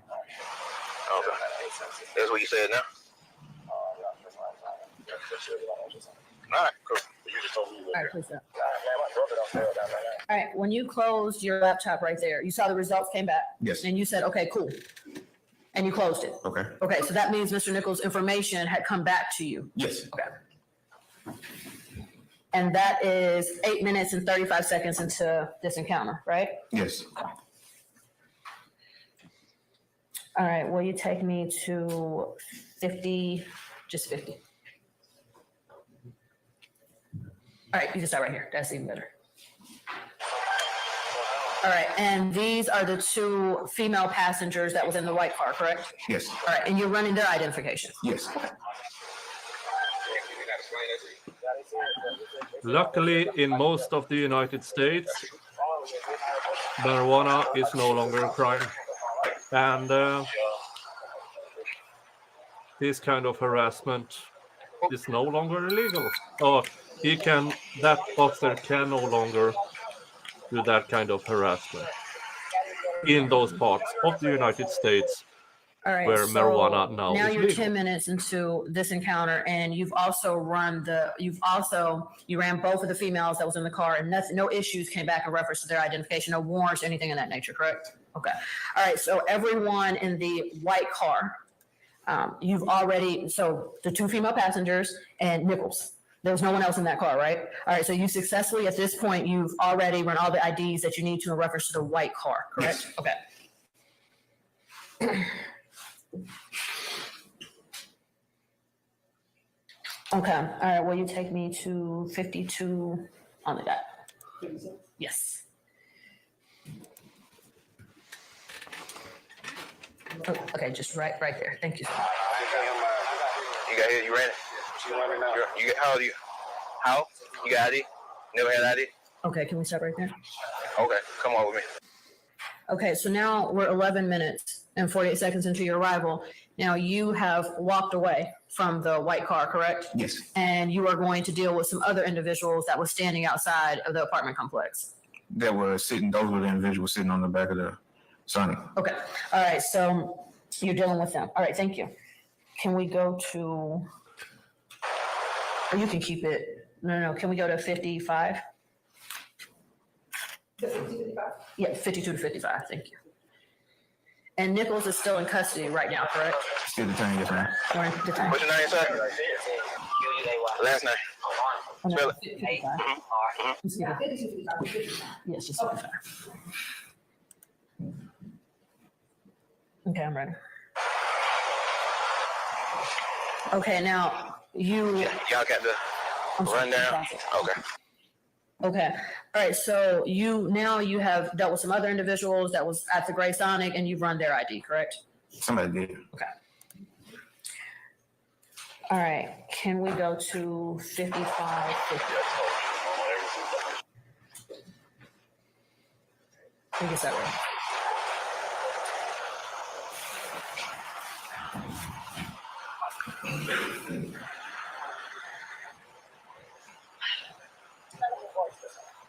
See this winner? You don't like winner? Because you get gifts. No, I just like Mr. Frank. Oh, okay. I'm a indie spirit kind of person. So you decorate? Okay. Cool. Stockings up and everything. I'm indie. I like florist because they don't get real. Gotcha. Can you pause it? Okay, now here we're 16 minutes into the stop. You see that? I do. And it's fair to say that you're having a very casual conversation. Yes. Okay, and you're speaking with this female officer about her liking Christmas, right? Yes. And she explains to you she likes Christmas because she receives Christmas gifts. Yes. And you have some conversation in reference to her about that, Yes. right? Because right now you're not busy, right? You're speaking with her. Well, I'm standing by waiting on them to conduct their, their search. You're standing by waiting on the K9, right? Yeah. Okay.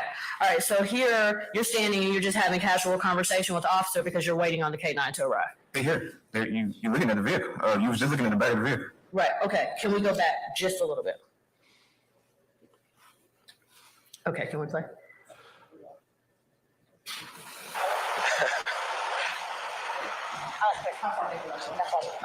Because you get gifts. We can No, start. I just like Mr. Frank. Oh, okay. I'm a indie spirit kind of person. So you decorate? Okay. Cool. Stockings up and everything. I'm indie. I like florist because You can tell us when you see the dog. Gotcha. The dog vehicle is behind us, so you gotta go back some more. Okay. Y'all in zone 3? What's on y'all in? Y'all in 3? Y'all in 4? You can keep it. Yeah. I'm waiting on the officer. So that's the truck.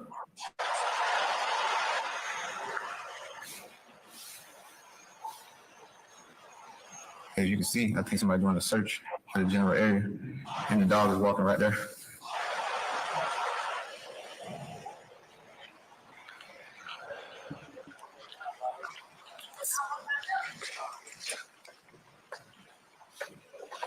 Now, this is you going back in the white car to retrieve the key for the gray car, correct? Yes. Yep.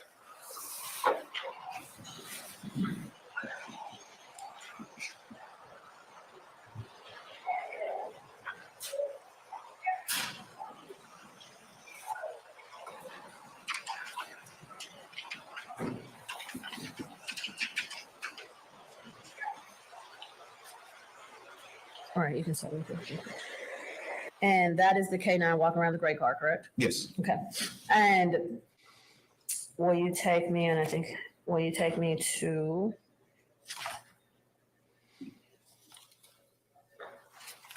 let me ask you, after this, you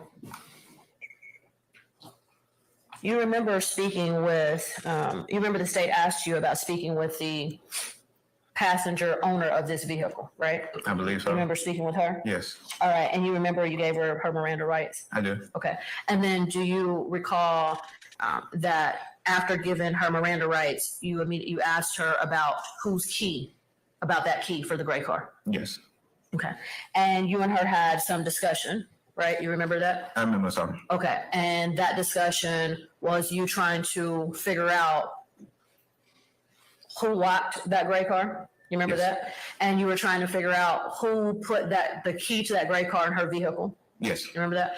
And that who had access to the center console for that key. Do you remember that you had those conversations with her? I probably asked that last part. Probably. All right, and you told her that she wasn't being very. You told her that you were going to get to the bottom of it, of whose gray car and that key before you left that day. Do you remember that? No. All right. Can you take me to one? We'll start at 102. Sonny, thank you. Welcome to becoming a member. You can go back just a little.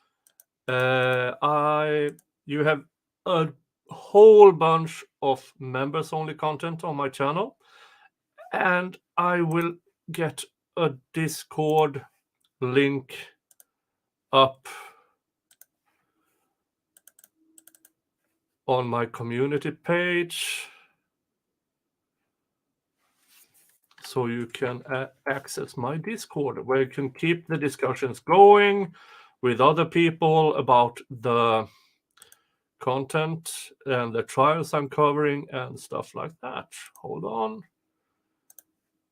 Dun dun dun dun dun dun.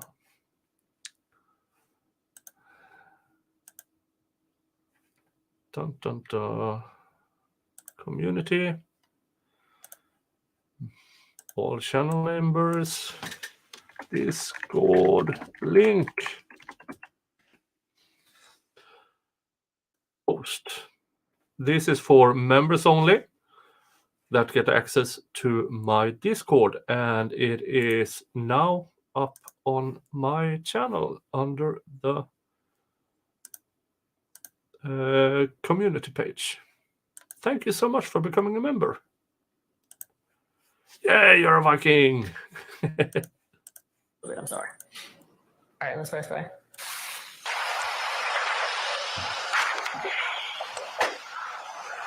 Can I do a 30-second content? Man, walk with me. You want to speak with me, and if you don't want to speak with me, you know what I'm saying? No, you're not, but you're detained. So in order for me to properly speak with you, I have to read you these rights. Now, you can say you don't want to talk. You can say you do want to talk. It's up to you. It's just... Yeah.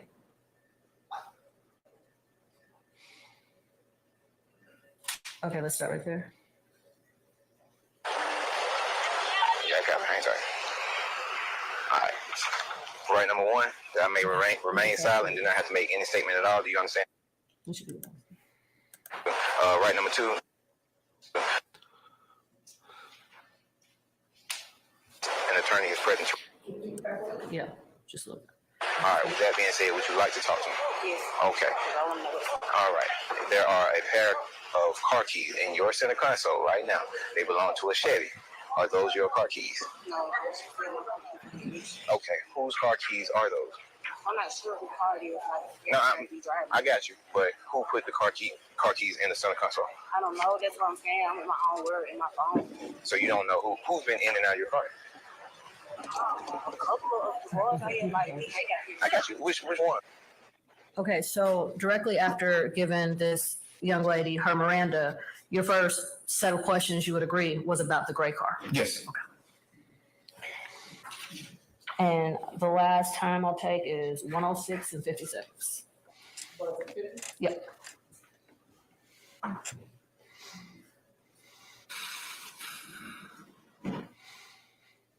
You can start right there. And that's fine, because we're going to get to the bottom before we let it. Discord is both an app and a web page where you can become a member if you choose to. It's like being setting up a Facebook account of sorts. You just put in if you want to have another name than your ordinary name, or use Sonny Tanner or something else, and then you can. Oh, Parabellum. Thank you, Parabellum. Yeah, don't use the browser form because it eats memory severely. Anybody go out here, but somebody in their car, and you know who locked the car. I mean, all right, now maybe that refreshes your memory. You told her that's fine, but we're not gonna let anyone go till we get to the bottom of this. Yes, And then you brought up the car, the keys to the gray car. yes. Your Honor, no further redirect.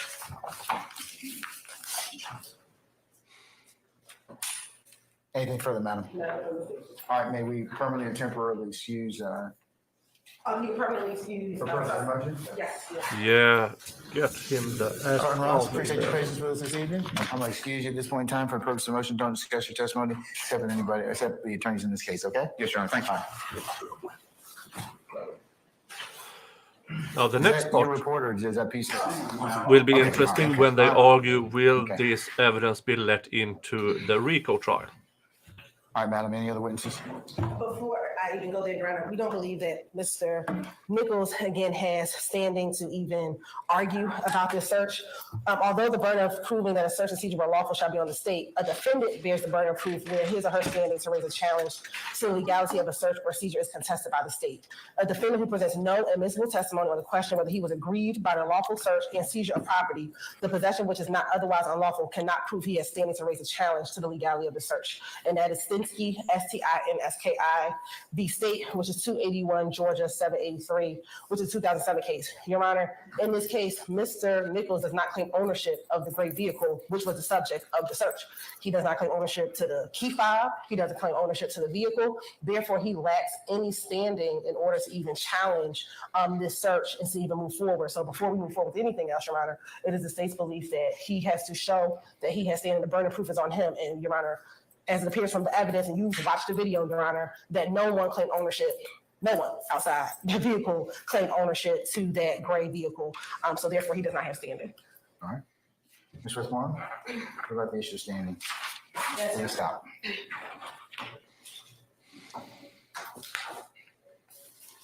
Thanks, Your Honor. So, the state, I think that we crossed the bridge already, that you do not have to own a vehicle in order to have standing. So I believe we've passed the prong. Am I correct, Your Honor?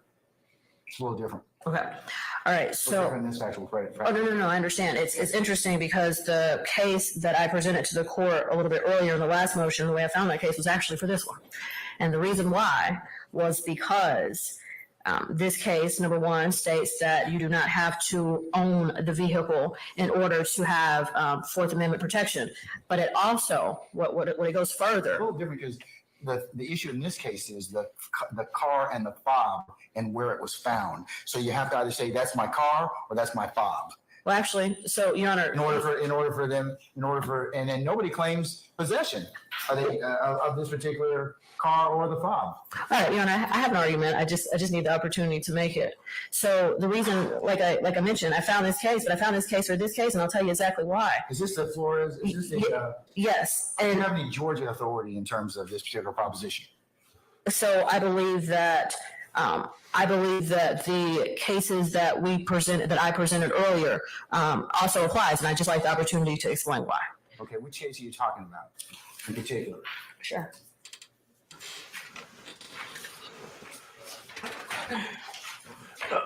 Again, have to visit the big boys room. So, and I do I'll have a be few right more. back. All right, Your Honor, a few cases. I do want to give you the Flores case again, and I just want to quickly point out that what happened in this case was that the officer witnessed, I read Flores. and I understand, and Your Honor, the similarity here, and it's a material similarity, is that the officer Flores testified, controlling in this jurisdiction?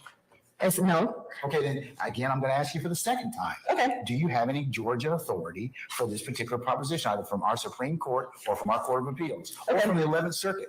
All right. It might be persuasive authority to me, but let's talk about the Court of Appeals and the Supreme Court of Georgia. I understand. All right, Your Honor, I also want to give you US v. Gomez. That's 276 Fed 3rd 694. It's a 2001 case. And in this case, the court held that although apparently it was not Gomez who locked the truck, he had a subjective expectation of privacy in the contents because he knew of the 170 pounds of marijuana stored there and was concerned it would not be discovered. Your Honor, this case is important because similarly, the state argues that Mr. Nichols was seen in that vehicle by the officer, so he was seen in the vehicle possessing it. Your Honor, the facts give an inference that he had permission to use that vehicle. That vehicle was not reported stolen. There was no one there on the scene that said Mr. Nichols was not supposed to be in that vehicle or anything of that nature. Number 3, that vehicle was locked, and in accordance with Gomez, it explains that it's apparent that it doesn't matter even who locked it, that with the allegation that the contents inside the vehicle were of illegal substance, that Mr. Gomez would have an interest in locking that vehicle. Also, the vehicle is still in close proximity to Mr. Nichols. He is right across from the vehicle. The key that opens and closes the vehicle is in very close proximity to the vehicle. And the state is quick to point out that he did not claim the vehicle, nor did he deny it. The officers did not ask Mr. Nichols, and that's why I asked the officer that. He did not ask Mr. Nichols, and Mr. Nichols would have been able to maintain his right to remain silent anyway, but he didn't ask Mr. Nichols, hey, is this your car? And then Mr. Nichols said, no, it's not my car. Hey, did you have permission to drive this car? I just saw you in it earlier. No, I didn't.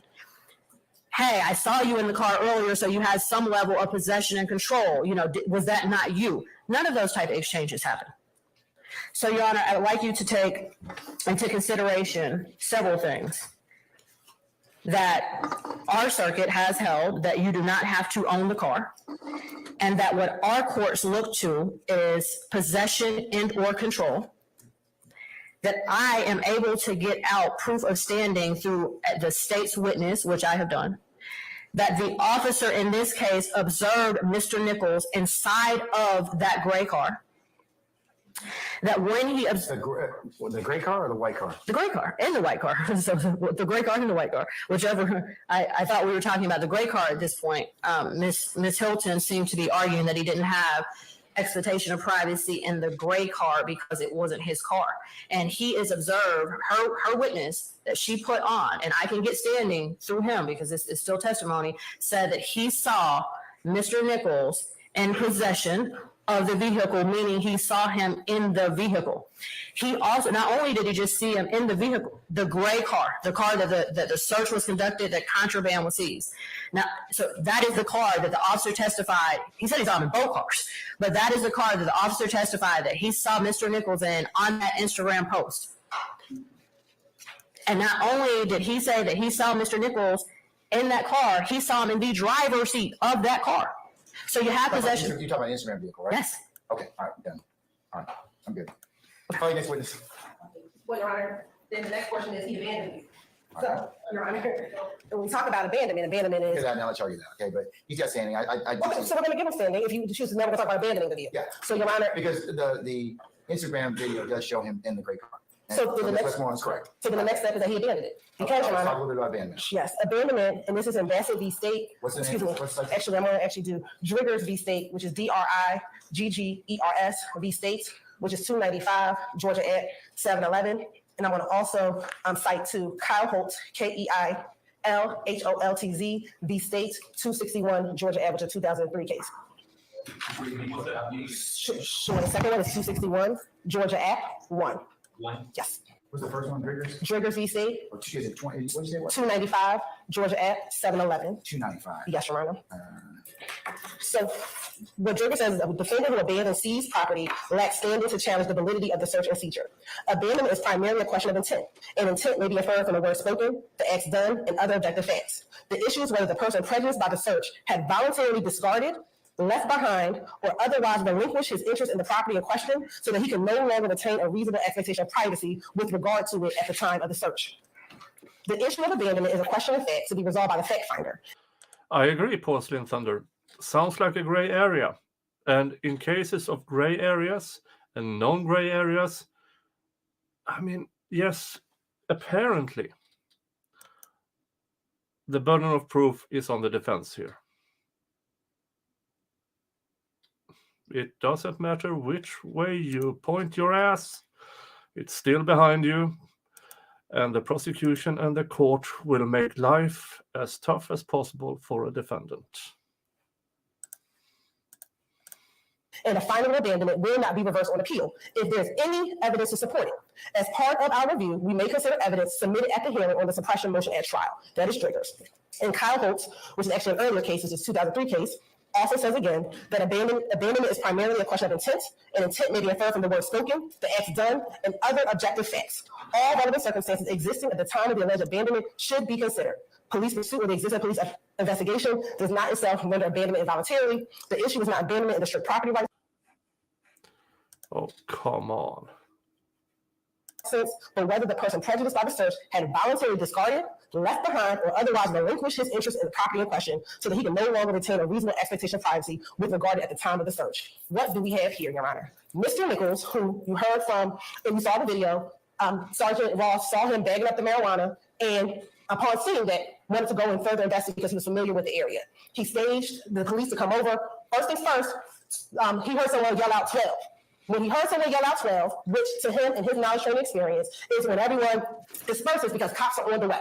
What happens? Mr. Nichols is not in the vehicle. Someone has locked the vehicle and then hid the key in the center console of the white Solara so no one could know whose car it is. He outright abandoned the vehicle by his actions. And why is that, Your Honor? Sergeant Ross testified he was a convicted felon. So he doesn't want anybody to know he got 3 guns in the car, plus the drugs in the car, because he's on probation for the drugs that he just had in the 2017 case. So, Your Honor, he abandoned the vehicle knowing what was in the car.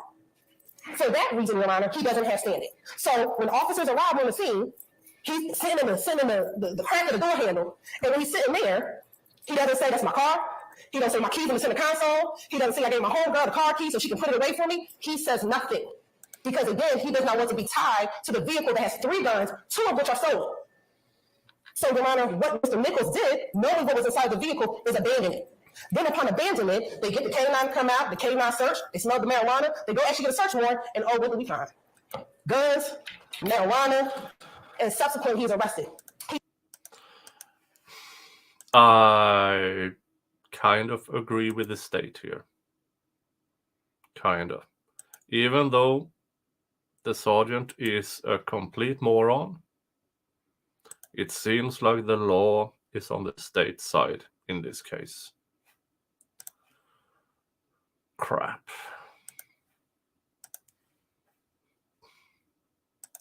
Oh, come on.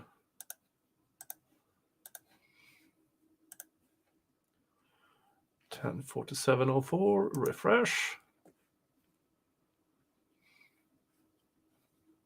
Nichols did, knowing what was inside the vehicle, is abandon it. Then upon abandonment, they get the K-9 to come out, the K-9 search, they smell the marijuana, they go actually get a search warrant, and oh, what do we find? Guns, marijuana, and subsequently he is arrested. He has abandoned that vehicle and no longer has standing to challenge the search of that vehicle, given what he did. He voluntarily discarded, left behind, yelling because he always is. The property. And you can look at the totality of the circumstances here, which is he did not want to be associated with that vehicle, given his predicament being a convicted felon and given what happened in the car. So, Your Honor, for that purposes, he's abandoned the vehicle and does not have standing.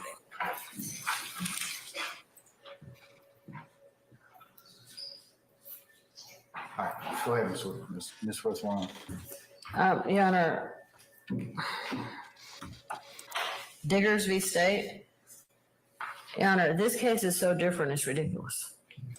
Well, it's a child molestation case to begin with, so. You said what? Child molestation case to begin with. Yeah, okay, so, But anyway. but Your Honor, please, this case says Diggers had been absent from the building for approximately 3 months. Living in Florida, made no efforts to retrieve his personal belongings from the building despite being advised to do so in a letter. Moreover, in January, at the time of the search, the building no longer had running water or functioning heat and was about to be demolished. He wasn't paying rent or utilities and had not entered into a lease agreement with the Lacey's. Finally, Your Honor, these facts, they are so different. Your Honor, this is an abandonment. This case, it has absolutely no bearing on the type of the case and the facts that's been presented to you. So, Your Honor, I would ask that you completely disregard that. In reference Good to choice. abandonment, Miss Hilton, when she arrives to work tomorrow and in whatever car she drives, whether it's hers or someone else's, and hits the door lock, she's not abandoning it because she walked across the street or up into this building to go to work. That's not the definition of abandonment. Now, this case, that may be the definition of abandonment, that you move out of state and you do not pay the bills and you do not respond to letters and everything of that nature, and you make no effort for your personal belongings. Your That's Honor, the point. again, Mr. Nichols didn't make any statements in reference to ownership or lack of it, and he can do that. Ms. Hilton is arguing to you as if Mr. Nichols made a denial and vehemently denied that he owned the car or something of that nature. He didn't. He just didn't answer. And locking the door, that's actually a fact in our favor. And it doesn't even matter if it's Nichols who locked it. And I will refer the court back to US v. Gomez at 276 Fed 3rd 694 2001 that says, although apparently it was not Gomez who locked the trunk. In this case, the court held that it wasn't even him who locked the trunk. He had a subjective expectation of privacy in its contents. He obviously knew of the 170 pounds of marijuana stored there and was concerned that it not be discovered. So that argument that Ms. Hilton just made actually helps Mr. Nichols. If he obviously knew that there were 3 guns, 2 of which was stolen, and controlled substance in that car, then of course he had an interest in locking it and a subjective expectation of privacy similar with Gomez. Huh. Also, Your Honor, remember that the key was a very still close proximity. Okay, so let's assume that I don't buy the abandonment argument. I'm sorry? Let's assume I don't buy the abandonment argument. Well, all right, they still went and dog alerted on the car. They went ahead and got a search. They went ahead and got a search warrant. So where are we at that point? All right, time to argue. Yeah. So I'm going to move on from the abandonment. Okay. I'm taking a look at a couple other cases that I don't think that would. So I'm just going to, for the sake of just to for the record, I'm going to find there's not an abandonment. So we'll go to the other. We'll move on to the next issue. Oh, really?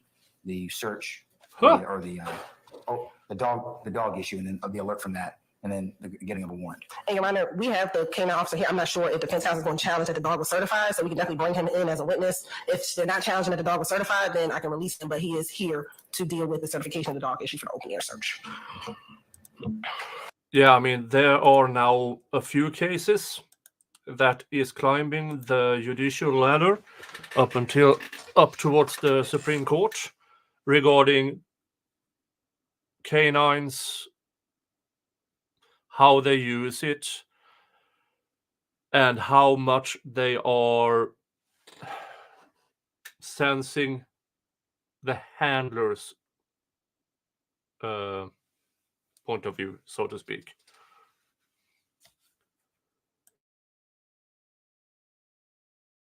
Sorry, I had to sneeze. Yeah. So dog handling and drug sniffing dogs and everything is going the same route as tool mark evidence. It's shit evidence. And of course the dog is going to alert in the area.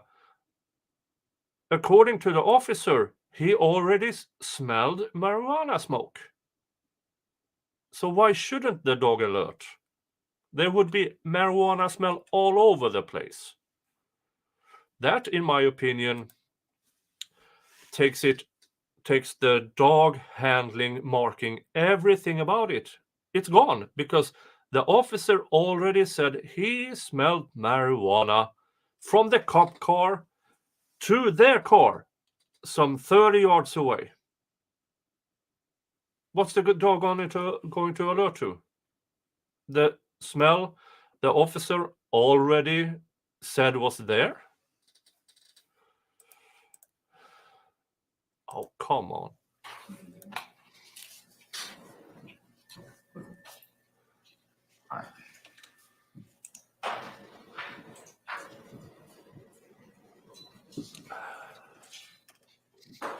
I'm going on here for half an hour. Then I'm moving on to Donna Adelson hearing that was conducted earlier today in Tallahassee. So we can watch that.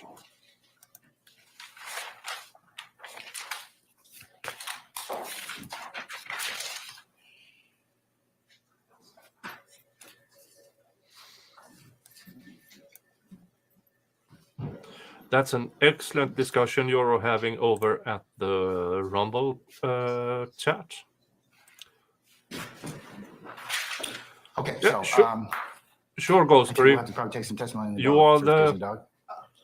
If they're challenging, if they're not, no, if they are. Challenging that now. You are the Mr. moderator. Swan? I trust your judgment. Your Honor, I'll stipulate to only the fact that the dog is certified. Was there any other reason to call?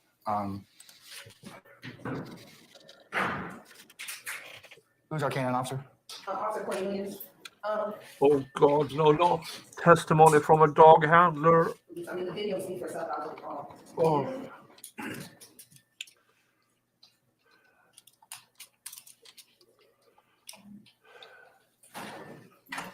I think the video shows what K9 did, so if you're not challenging the certification, I don't believe that. She said she'll stipulate that the dog was certified. So I don't believe I'll have any officer Cornelius. So we can disable the record. Do you have any other evidence, Ms. Westmoreland, you'd like to present now? All right, I'll hear argument then on the issue of the dog and the probable cause for that.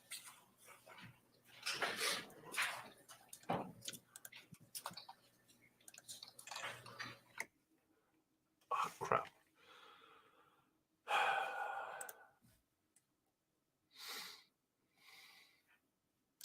Stop buffering. Okay, go ahead, Mr. Swan. All right, Your Honor, thank you.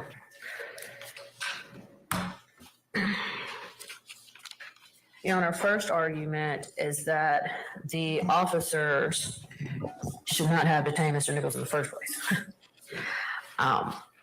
When the Sergeant Ross testified that he had no idea when that social media post was created. He didn't know when it was posted. And that's important, but he didn't even know when it was created, period. Yesterday, last week, last month, last year, and when Ms. Hilton tried to resuscitate that, the only fact that the officer could testify to was that Mr. Nichols had on the same clothes. And I believe most of us wear our outfit more than once, but even more importantly, he says that the picture that he saw Nichols with those clothes on was at least 12 hours before. And he said, meaning Sergeant Ross, he didn't even know what time that he saw the Instagram post, but he knew it was sometime about after 2. Yeah, the dog handler in the Dinkins trial, amazing. He said he went there, he put the dog out, dog found the gun. He was asked, okay, did the cops ask you to look anywhere else? Nope. Just up and down that stretch. So nowhere, nothing in their escape route. Nope. You didn't where they stopped. Did you search there? Nope. Nobody asked him. Completely honest guy. Good dog handler who found a gun that the suspect tried to toss away. Oh, that was no, that's not the Dinkins trial. That was the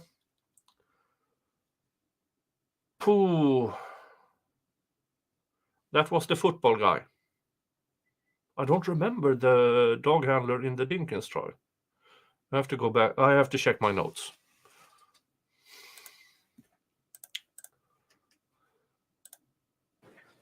Okay, so if he saw the post at 2:30, Nichols, in the daytime, Nichols had on those clothes almost the night before. The officer testified that it would be after 2, but he knew that it would be before 8 p.m. Remember that he had to see the post? Yeah, the But Travis we also Rudolph. know That from was the the Travis officer's testimony Rudolph. that we had to be talking Thank you, about a Angelo. significant amount of time before that because the officer testified to everything that he had to do. So he said he saw the post. He said after he saw the post, he had to speak to a supervisor. After he spoke to a supervisor, he had to gather a team. After he gathered a team, he had to find a location site, a staging site that was large enough to hold several officers. Then once he found a staging site that was large enough to hold several officers, then he had to, convene everybody, get everybody together. Then he had to go drive over to the staging location. He had no idea where he was coming from before to even where he watched the video and how far he had to travel to get to the staging location. And once he even arrived to the staging location, and all his other colleagues did too, he has no idea. It might have been 20 or 30 of them or 10, but they had to talk and they had to prep and they had to decide what they were going to do. So we are talking about a significant amount of time between seeing this post and actually arriving to the incident location. That's number one. That even if it could be pinpointed. Yeah, yes, you have. I've been commenting on it on occasions. And everybody go subscribe to MG Law and watch everything he's ever done. That we're talking about a significant amount of time. And not only that, Hey, none of that it, the yes. video that the officer watched, he has no idea when it was even created. I say that all to say, Your Honor, an officer's reasonable suspicion, probable cause, which I don't even think watching the video establishes that, but it does not get to come with no expiration period. That officer had no reason to have a reasonable belief that a video that he was watching that he could not discern when that video was created, that he could show up there. Oh, for fuck's. And the same situation was going on. And it doesn't matter that it coincidentally was. The point is that the officer did not have a reasonable belief to believe that without knowing the day and time that video was created, and especially with how long that it took him to get to the incident location after watching the video, however many several hours that was. So he had no reasonable belief that criminal activity was still afoot. If what he saw on the video was even criminal activity, I was having trouble seeing it myself, and Ms. Hilton put it on slow mo and kind of started doing a kind of screen by screen, situation to try to slow it down. And the officer did not testify that he did anything of that nature. He didn't testify. He couldn't testify to how many times he saw the video. He never testified that he watched the video in any kind of slow motion. He couldn't smell the contents. He couldn't see a close up of the contents. He didn't even know whether he watched it on his phone or something else. But we argue, Your Honor, that there's no way that he could have. You saw a bag in the video, and you saw, not the red bag, just a baggie in the video. And then when he actually was on scene, there's a baggie. Well, no, actually, when he arrived, and I was about to get there next, so thank you, because I'll speed to that. When the officer arrives, after some unknown time video was created, he arrives, and Nichols is not in that gray car.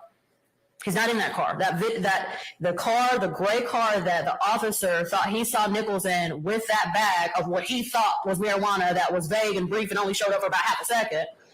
When he gets to the incident location a long time later. Well, what do we consider a long time? We don't really know how long it is. I mean, it was dark when the video was Instagram video was seen, right? And then it was dark when they arrived on scene, and he's wearing the same clothes. Well, I mean, Your Honor, and I won't belabor it, but first off, the officer also testified in the same breath that he had no idea when the video was created. I agree with you if it's a long period of time, but there seems to be some indicia that it happened within hours, because you see Mr. Nichols in the same clothing that he's in the Instagram video when he's actually stopped in the vehicle. Your Honor, and the sergeant also testified that before the Instagram post, that video, that he saw. Oh, please, come on.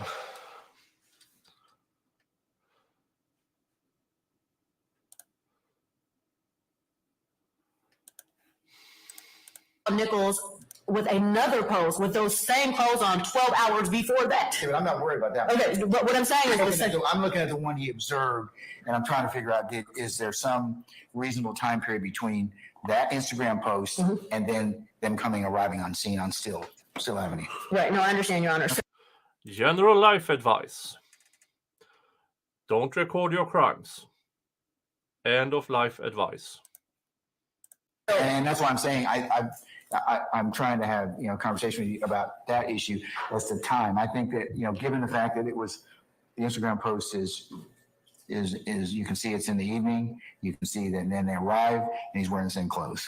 Okay, Your Honor, I understand. And, Okay, I just want to make sure. No. And to make sure that I'm on the same page with you, what I'm explaining is that first. If the officer saw this in the daytime, why is it nighttime in the video he observed? Just saying. About the time on the police report is wrong. And the officer testified that it was the time on the police report was definitely inaccurate because the start and the end time is the same. So that he testified that the time on the report is wrong. That's number one. Number two, it appeared to me that the time on the body cam seemed to show that it was actually the 44 and the 54 at the top of the screen was actually AM. Actually throughout discovery, the date changes from the 23rd to the 24th. So he's mistaken. But the officer testified that the time was wrong. So that's that. And in reference to the same clothes, I understand that Your Honor's taken into consideration.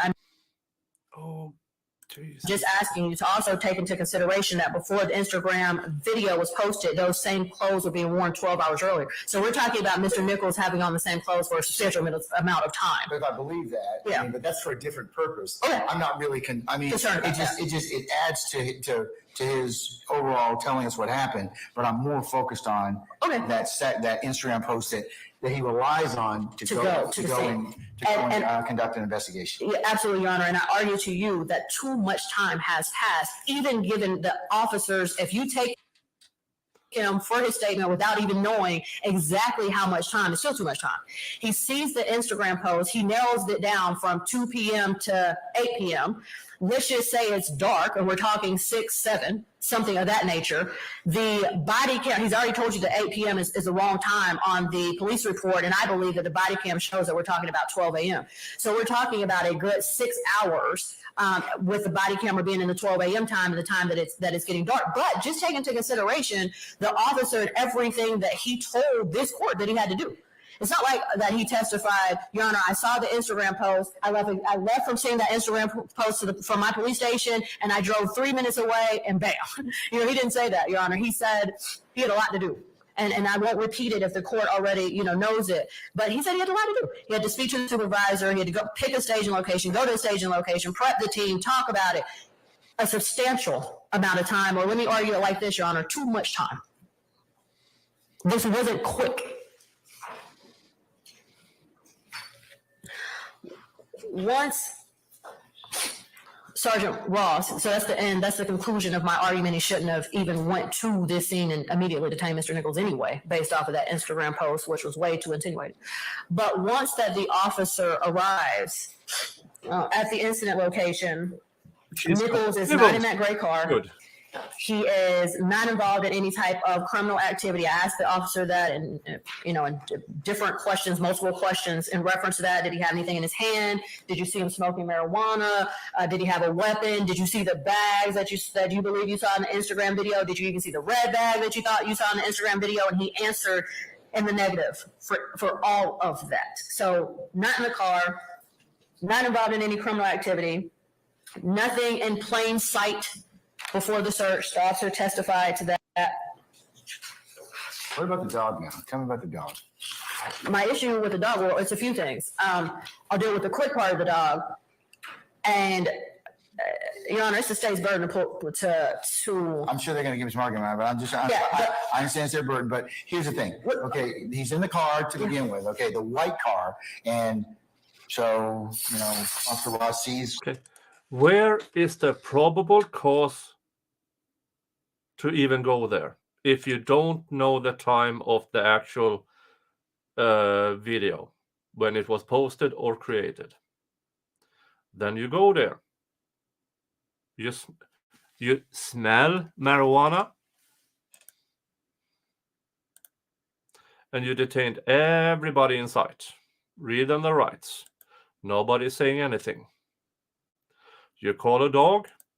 Remember, this is the area where the officer, now sergeant, testified under oath that he smelled marijuana from 30 yards away.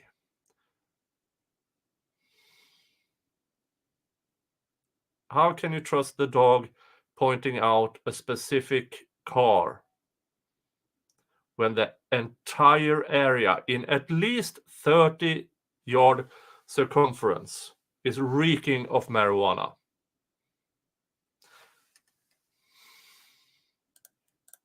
Sees what's going on in the white car. He says he sees the grist. He says his video shows the blunt. So he goes ahead and he smells marijuana. So he's got enough, at least at that point in time, to run the dog or have the dog come to the scene. The dog comes to the scene, starts looking around, and then, the alerts. So actually, Your Honor, so I did that whole time situation with the body camera video, even at 9 o'clock at night, because trust me, I'm tired too, but I did it for a reason. And the reason was that we're going to go back to Rodriguez and you can't prolong. At that point, the officer has shown up. He says he smells marijuana in the air. He immediately moves Nichols and the two females out of that white car. How long did it take for the dog to come on scene? The dog didn't get there until about 15 minutes. Do you remember even when the officer Ross called and he said, hey, what's your ETA? This is the second call. He's calling, hey, where are you, K9? And the K9 officer said, I'm still 10 minutes out. He calls the K9 about 5:40, if I believe the timeline. Yes. And the dog arrives on scene about 16:29, 16 minutes, somewhere around there. And then around 17:26, the dog alerts on the gray car. Yes. All right, well, I'm saying, yes, I have to look to make sure. I believe you. I'm looking based upon the time hacks that when you slowed down the video. Right. So you're saying 17 minutes the dog has arrived, right? No, I'm Okay, saying. what did you say? The dog's on scene about 16:20, 16:29, something like that. Around the 16-minute frame time period, the dog is on scene. Okay. And then I see the dog at 17:26 or thereabouts alerting on the gray car. Okay. All right. So Got about from 5 to 16, about 9 minutes Yes. somewhere that the K9, it takes the K9 to arrive. yes, Your Honor, that sounds about accurate. The problem that the state's going to have is that everything dealing with the white car and the marijuana was over. So I'm sorry? it was over. So for over 8, almost 9 minutes. So what happens is, and this is why I made sure that I narrowed down the time, is that, remember, the officer, he arrives, he sees Nickel. I argue he doesn't have a right that he shouldn't have detained Nickel in the first place. But anyway, he does. He smells marijuana in the air, and he detains Nichols because of that. But then remember, he detains him immediately. The females are taken out of the car. The officer Ross walks Mr. Nichols to his patrol car. He runs his name, so that's clear. No warrants, that's clear. He searched the white car. He's already located the shake. He's also located the cigarette marijuana on the passenger side of the ground. He's picked up that cigarette marijuana on the passenger side. He's put it in an evidence bag. Before that, he opened up the center console, and what did he find? Before that, he opens up the center console and he sees a key. Okay, all right. That's a whole separate investigation. That has to do with the Instagram post. That has nothing to do with smelling marijuana there on the scene. What I'm saying is my argument is twofold, is that Instagram is one situation. Coming on the scene and smelling marijuana is another one. The dog comes on and you agree alerts, not on the white car, alerts on the gray car. And that's what's so important. What's so important is that Mr. Nichols was in the car earlier, if you believe the Instagram post, and he was rolling what purported to be was marijuana, right? So the dog alerts on that. So, Your Honor, that's what I'm saying. You have two investigations going on. The first one is the Instagram post. Our argument there is that because the amount of time, so then that's over with. So what I am saying is the officer had no right to detain Mr. Nichols and work the gray car. If I find that too much time is. If you find it's too much time, the officer was not in his official duties. He should not have been investigating the gray car and Mr. Nichols because too much time had passed by for him to have seen that video and then come to the location. That's one argument with the gray car only. My next argument is with the white car. And my argument there is at best, the state at best, the investigation was done for almost 9 minutes before the K9 arrived because every single individual in that white car, identification had already been run and it had come back. The evidence, the vehicle, the search was complete. The evidence was back. The officer is just waiting around on the K9 and Rodriguez tells him, you can't do that. He is waiting on the K9 for the investigation of the gray Chevrolet. He can't do that. Ooh, That's a good argument. That's why he's having casual conversation with the female officer about her liking Christmas gifts. He's just waiting. Interesting. MG Law, if you're still in the chat, what's your opinion? So, Your Honor, prolonged detention not allowed for separate investigation. See Rodriguez v. State, 295, Georgia 362, 2014, which says a detention that is prolonged beyond the conclusion of the investigation that warranted the detention in the first place. So white car, if that warranted the detention in the first place, that's the investigation that you have to stick with. And Rodriguez said in those cases, the courts have generally concluded that such a prolonged, even a short one, is unreasonable. Your Honor, in Florida v. Royer, 460 U.S. 491, or 103 Supreme Court 1319 is probably a better way to cite it. Oh, come on. Stop doing that. It's almost done. The court held investigative methods should be least intrusive in a short period of time. It's the state's burden. Stop. It's almost done. Come on. Hey, it's your choice. It has to be limited in scope. And the court goes on to MD Law can't prolong it like that. It can turn a reasonable search into an unreasonable one. Yeah, that's her argument. But I want to hear the judge's reasoning in the next the court's ready minutes. for this exact type of scenario. The court goes on and states, prolonged detention, unreasonable prolonged detention of two of sorts. A detention is prolonged beyond the conclusion of the investigation that warranted the detention in the first place. Even a short one is unreasonable. Well, wouldn't the officer have reasonable suspicion based on the smell of marijuana? So, and Your Honor, if he did, let's just say, if the officer had reasonable suspicion for the smell of marijuana, his investigation was over. He found the marijuana, he found the shake, he found the marijuana cigarette, he bagged it up, he had everybody's IDs, he knew they didn't have. But he brought the dog in to make sure that, because he smelled it, so that gave him reasonable suspicion to continue his investigation. Well, actually, Your Honor, he the officer said that he actually smelled the strong odor of marijuana coming out of the white car. That's why I kind of asked him. I was a little bit surprised. I said, hey, you called the dog to go around which car? No, but he said he couldn't do that because the dog comes on scene and the dog goes where the dog goes. And you see the dog first come near the building and then come around the cars and then he alerts on the gray car. If I remember correctly, he called the dog handler asking, where are you? He got an ETA of 15 minutes out. That was before 4 o'clock. And they arrived something like 20 past 4. So at least 20 minutes out after they concluded the search of the white car. At that point in time. And I understand that, Your Honor. His problem is that the officer waited on it. I'm sorry. I said the problem is the officer waited on it. And to allow the dog to sniff around the neighborhood or the whole vicinity, that is a different investigation again. Whether it's the gray car that the officer is investigating or the whole neighborhood he's investigating. Even under Rodriguez versus, United States versus Rodriguez, or Rodriguez versus United States, I should say, officers may briefly prolong traffic stops or to conduct these types of inquiries so long as the officer performs his task in an amount time reasonably needed to effectuate a law enforcement purpose. So what's the law enforcement purpose is that 9 minutes later he brings the dog out. Your Honor, what is not a law enforcement purpose, and give me a moment, I'll find you another case that says this, is that an officer is stepping outside of his official duties if he starts stepping into another investigation. Your Honor, Rodriguez explains the two different type of ways that an officer can prolong a traffic stop for this exact purpose.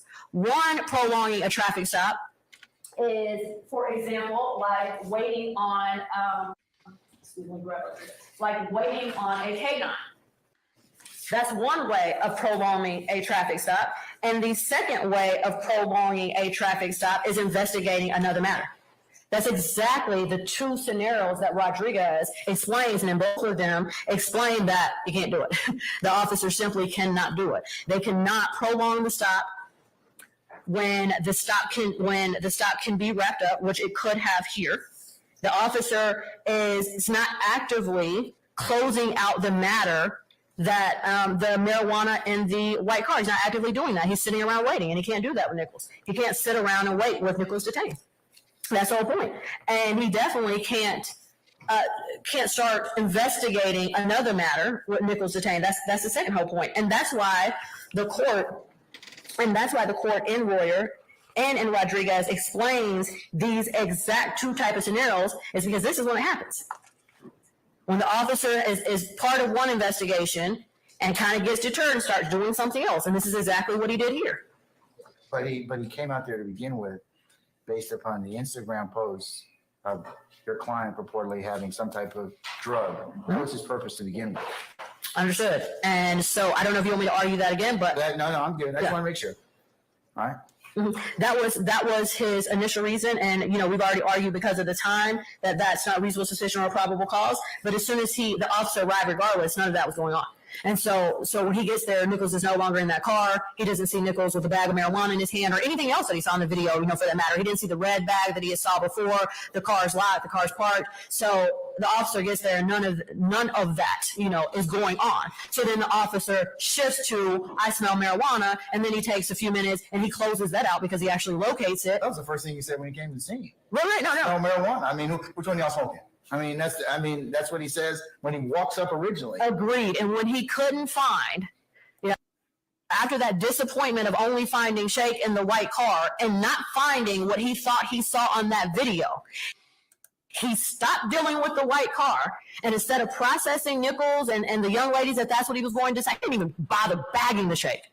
Because when he didn't find what he saw in that video, he aborted that investigation, that mission, and basically had Nichols in handcuffs saying, stay put, while I go back to what I wanted to do, and which is a different investigation. That's the problem. All right.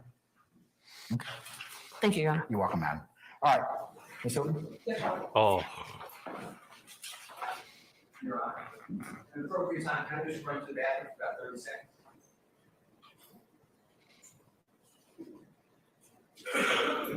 Yeah, do you want to go now or what? Sure. Thank you. oh. One horse, one rider. What's going on? Yes, court reporter, good thing that you stood up and stretched.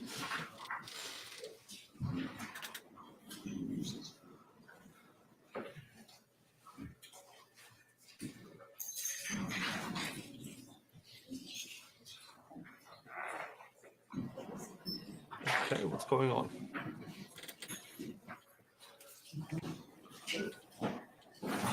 What, going to the bathroom or what? Why did people start to leave?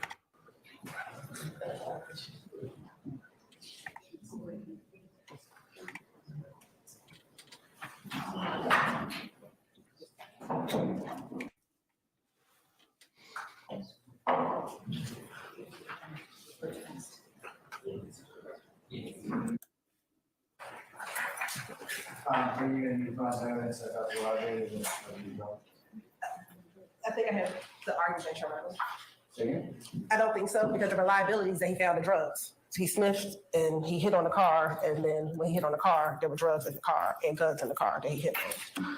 So that is what we will argue is the reliability of the dog, which is the fact that they found the drugs in the car. Your Honor, just very briefly, just a little bit more about the facts, I think. It's kind of needs to be addressed. So Sergeant Ross testified, I believe he said he worked the 4 to midnight shift at this point in time. So when he got to work, it would have to be between 4 and midnight. And so what he said is he saw the video while he was at work. So we can infer that it was after 4 o'clock p.m. Your Honor, this is around October 2018. When we see the Instagram video, as the court has already noticed, it is still dark outside. And when they get to 2612 Steel Avenue, it's still dark outside. So you know that this happened between 4 and midnight.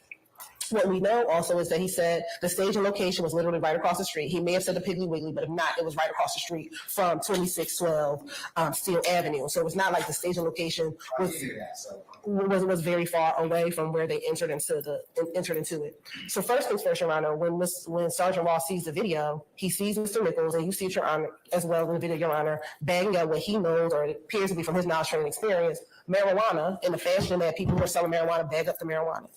He then stages it, goes over, and is an General life advice: don't do bad things very, very close to the police building.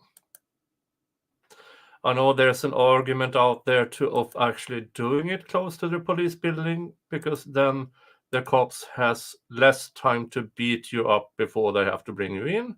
But I don't think that's the argument here. investigating it. As soon as he gets out of the vehicle, he smells marijuana and begins his investigation. We had this conversation about it being a prolonged stop. This is not a traffic stop. This is him going to an apartment complex, seeing. What is his probable cause of reasonable suspicion? His reasonable suspicion is the smell of burnt marijuana. When he gets out, he immediately says, I smell marijuana out here. He walks over to the vehicle and says, who's smoking? I smell the burnt marijuana. So he goes over to investigate because he sees what he knows to be 2612 Steel. He sees Mr. Nichols bag up the marijuana. So he goes over to investigate whether it's Mr. Nichols with the marijuana, what's going on over here. Once he gets there, he smells burning marijuana. Like he walks up and he smells it. He asks what's going on. The door to the Solera is open. Mr. Nichols is now sitting kind of like in the doorway of the Solera, and he says, I smell the marijuana. And that's when he begins detaining everyone. As he detains everyone, he goes over to the side. He sees the marijuana cigarette on the ground. He identifies it. He says, all right, I'm going to search the vehicle. Does the search, sees a shake. At that point, he's allowed to go and get K9, which is exactly what he did. And here's where the case law is important. The odor of marijuana alone may provide probable cause for a warrantless search of an automobile. And we're going to get there because he didn't even do a warrantless search of it. State of the gray vehicle, which is the vehicle in contention.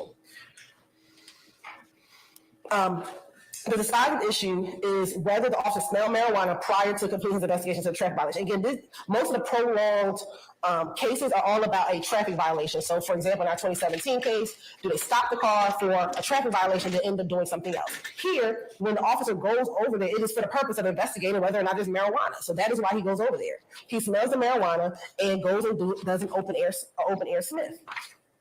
Here it says, we observe. Officer Ross not only observed Mr. Nichols in possession of marijuana, while watching the video, he smelled both burning and raw marijuana emanating from the area of both the white Toyota, as well as in the close vicinity to the gray Sonic in which he had previously saw Mr. Nichols in. Also, and I can't recall this testimony came out, so I'll defer to the court if it did not, but he may have testified in a police report that he smelled a masking agent, like perfume, in which, he didn't testify. That guy has an interesting nose. Okay, so at that point, once the K9 does the open air sniff and hits on the gray vehicle, he then gets a search warrant. Here, conducting an open air dog sniff around a vehicle during a traffic stop, again, does not violate the Fourth Amendment.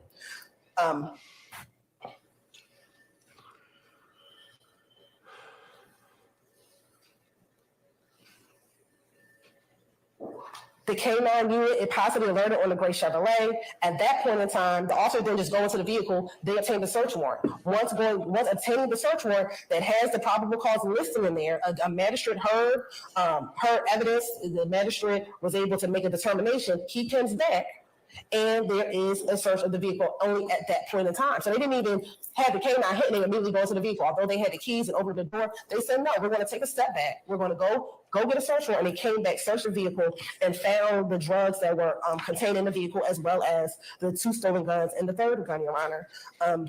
Again, everything else, Your Honor, that the state is going to say, we'll rest on our motion, but we would ask that you deny Mr. Nichols' motion. This was not a prolonged stop. It took from the time the officers got there and he began speaking with Mr. Nichols to the time that the K9 came out, and then they searched the vehicle. It was not a prolonged stop.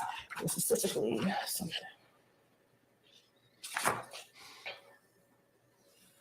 Going by the timestamps on the video, we are talking about at least half an hour.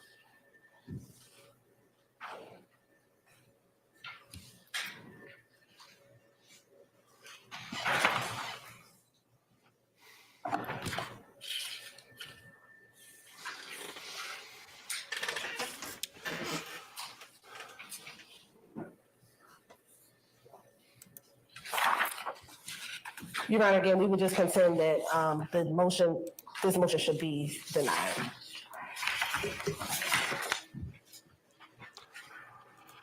All right, what you say, Judge? Okay, in considering the 2018 case involving, in particular, motion to suppress evidence and or other relief filed on the 8th of November of this year, involving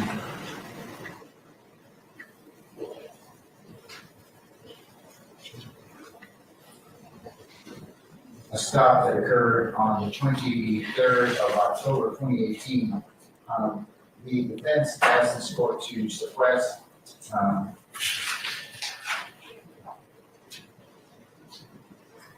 evidence that was seized in violation of Mr. Nichols' rights under the 4th and 14th Amendments of the Constitution of the United States and Article 1, Section 1, Paragraph 13 of the Constitution of the State of Georgia, 1983, and that they asked this court to allegedly arresting police officers constituted unreasonable unlawful search and seizure.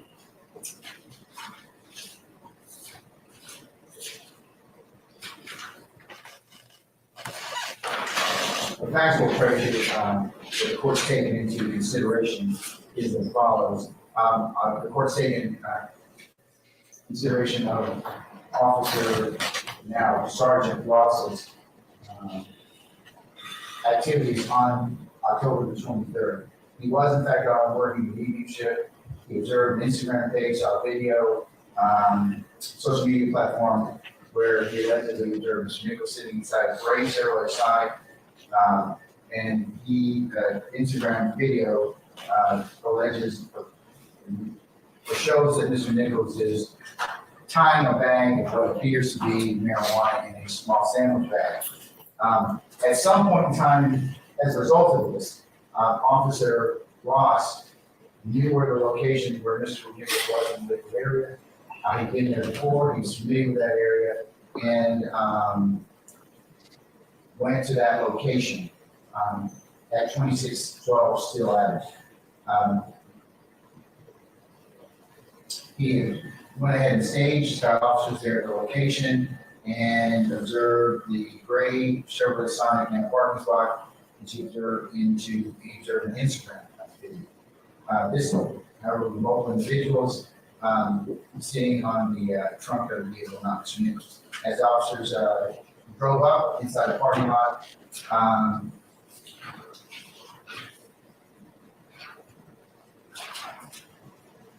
the brakes on allegedly locked remotely, causing the front headlights to flash on the sound. Upon driving up, also was noticed a white Toyota Solara. Officer Ross exited the police vehicle, and I noticed, as is evidence from his body cam video, the smell of burned marijuana coming from the area. Him asking who's smoking marijuana. Mr. Nichols was found at that point in time in the driver's side door frame with a white Solara along with two females. All of these different individuals were detained for Officer Ross to conduct an investigation. And at some point in time, the owner of the vehicle, Jessica Lindley, did not advise, she did not know who the keys in the Oh, come on. Stop doing that. center console belonged to her vehicle. While it seemed from smelling marijuana, and it looks like from looking at state's The court's also considered the purpose of the motion. The video, Instagram video as well as officer Ross' body cam video. And Imagine from looking at that video, Imagine getting $100,000 a year, sitting on your ass in the squad car, watching Instagram videos from alleged known criminals, and then drive there and make a bust.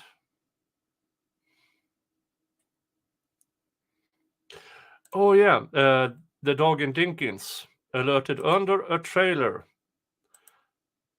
that was a number of yards away from Dinkins' actual trailer, and the handler said it was because the wind was blowing from Dinkins' RV to where the dog alerted. Yeah, I remember that. That is probably the single worst testimony from a dog handler I have ever heard in my life. That person should be homeless. It was that bad. video, officer Ross arrives on scene.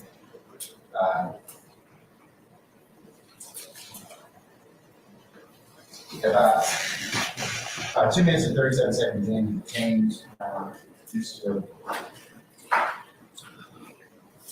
Nichols, at about 3:07, and these are rough estimates at the time, he removes the other occupants. About 4 minutes in, he observes a blunt and shake, small grains of marijuana. About 5:07, he opens the center console and sees the car keys to the other vehicle. About 5:40 thereabouts, because he smelled marijuana, he calls for a canine. About 7:24 takes down Mr. Nichols to a patrol car.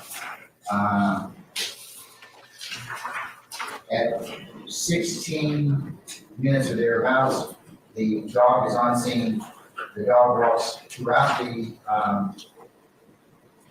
area where the parties are located that have been detained. The white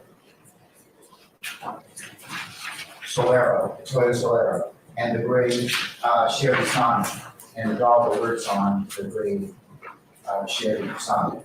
As a result, the testimony is that then Officer Ross went ahead and got a search warrant based on the open air sniff of the dog. He is going to deny them.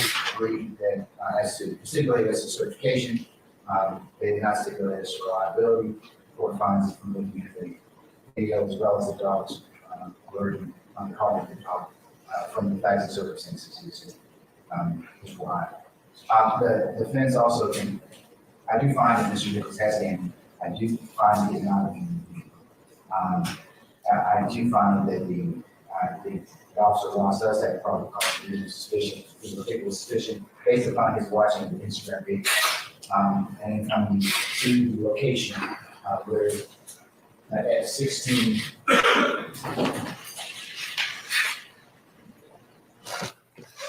Examoon TV. 12, still active. Examoon TV over at Rumble says anyone dumb enough to post their criminal activity online deserves jail. I can't argue against that. She knows from being a patrol officer in that particular area. The court does not find that the time period of delay is excessive. It's based upon his investigation. The court does not find that the detention is prolonged, and that as a result of those findings, the court will deny the defendant Nichols' motion to suppress as it pertains to October 23rd, 2000. As Bruce Rivers says, Stop self-snitching. And posting your activities online is self-snitching. Bob, you would have a suitable order for the court's consideration. Yeah.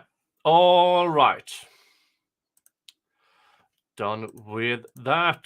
Hold on while I do that. Okay, in roughly 4 minutes, we are going to watch Donna Adelson's court appearance in Tallahassee. Yes, she was moved from Miami to Tallahassee. Remember that Wendy Adelson whined like the little bitch she is about, oh, I'm so trapped in Tallahassee because I was being a jerk to my ex-husband. And now Charlie is convicted. Donna is under arrest. And Charlie and Donna, ironically, are trapped in Tallahassee. Just the thing that Wendy Adelson said she didn't want to be. All right, thank you all for being here for the close to 3 hours that we covered this hearing. We will continue tomorrow. Oh, link to the Donna Adelson. Hold on. I'm trying to redirect, but here's the link. Posting it over at Rumble as well. You know, parts of this stream, I had more viewers over at Rumble.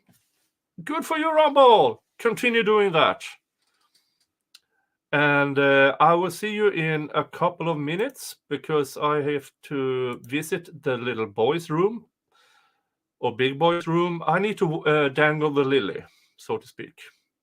And I'll see you in a few minutes where we are going to be very, very glad about Donna Adelson's appearance in court. Okay. Thank you all for being here. I'll see you in a few minutes. Bye-bye.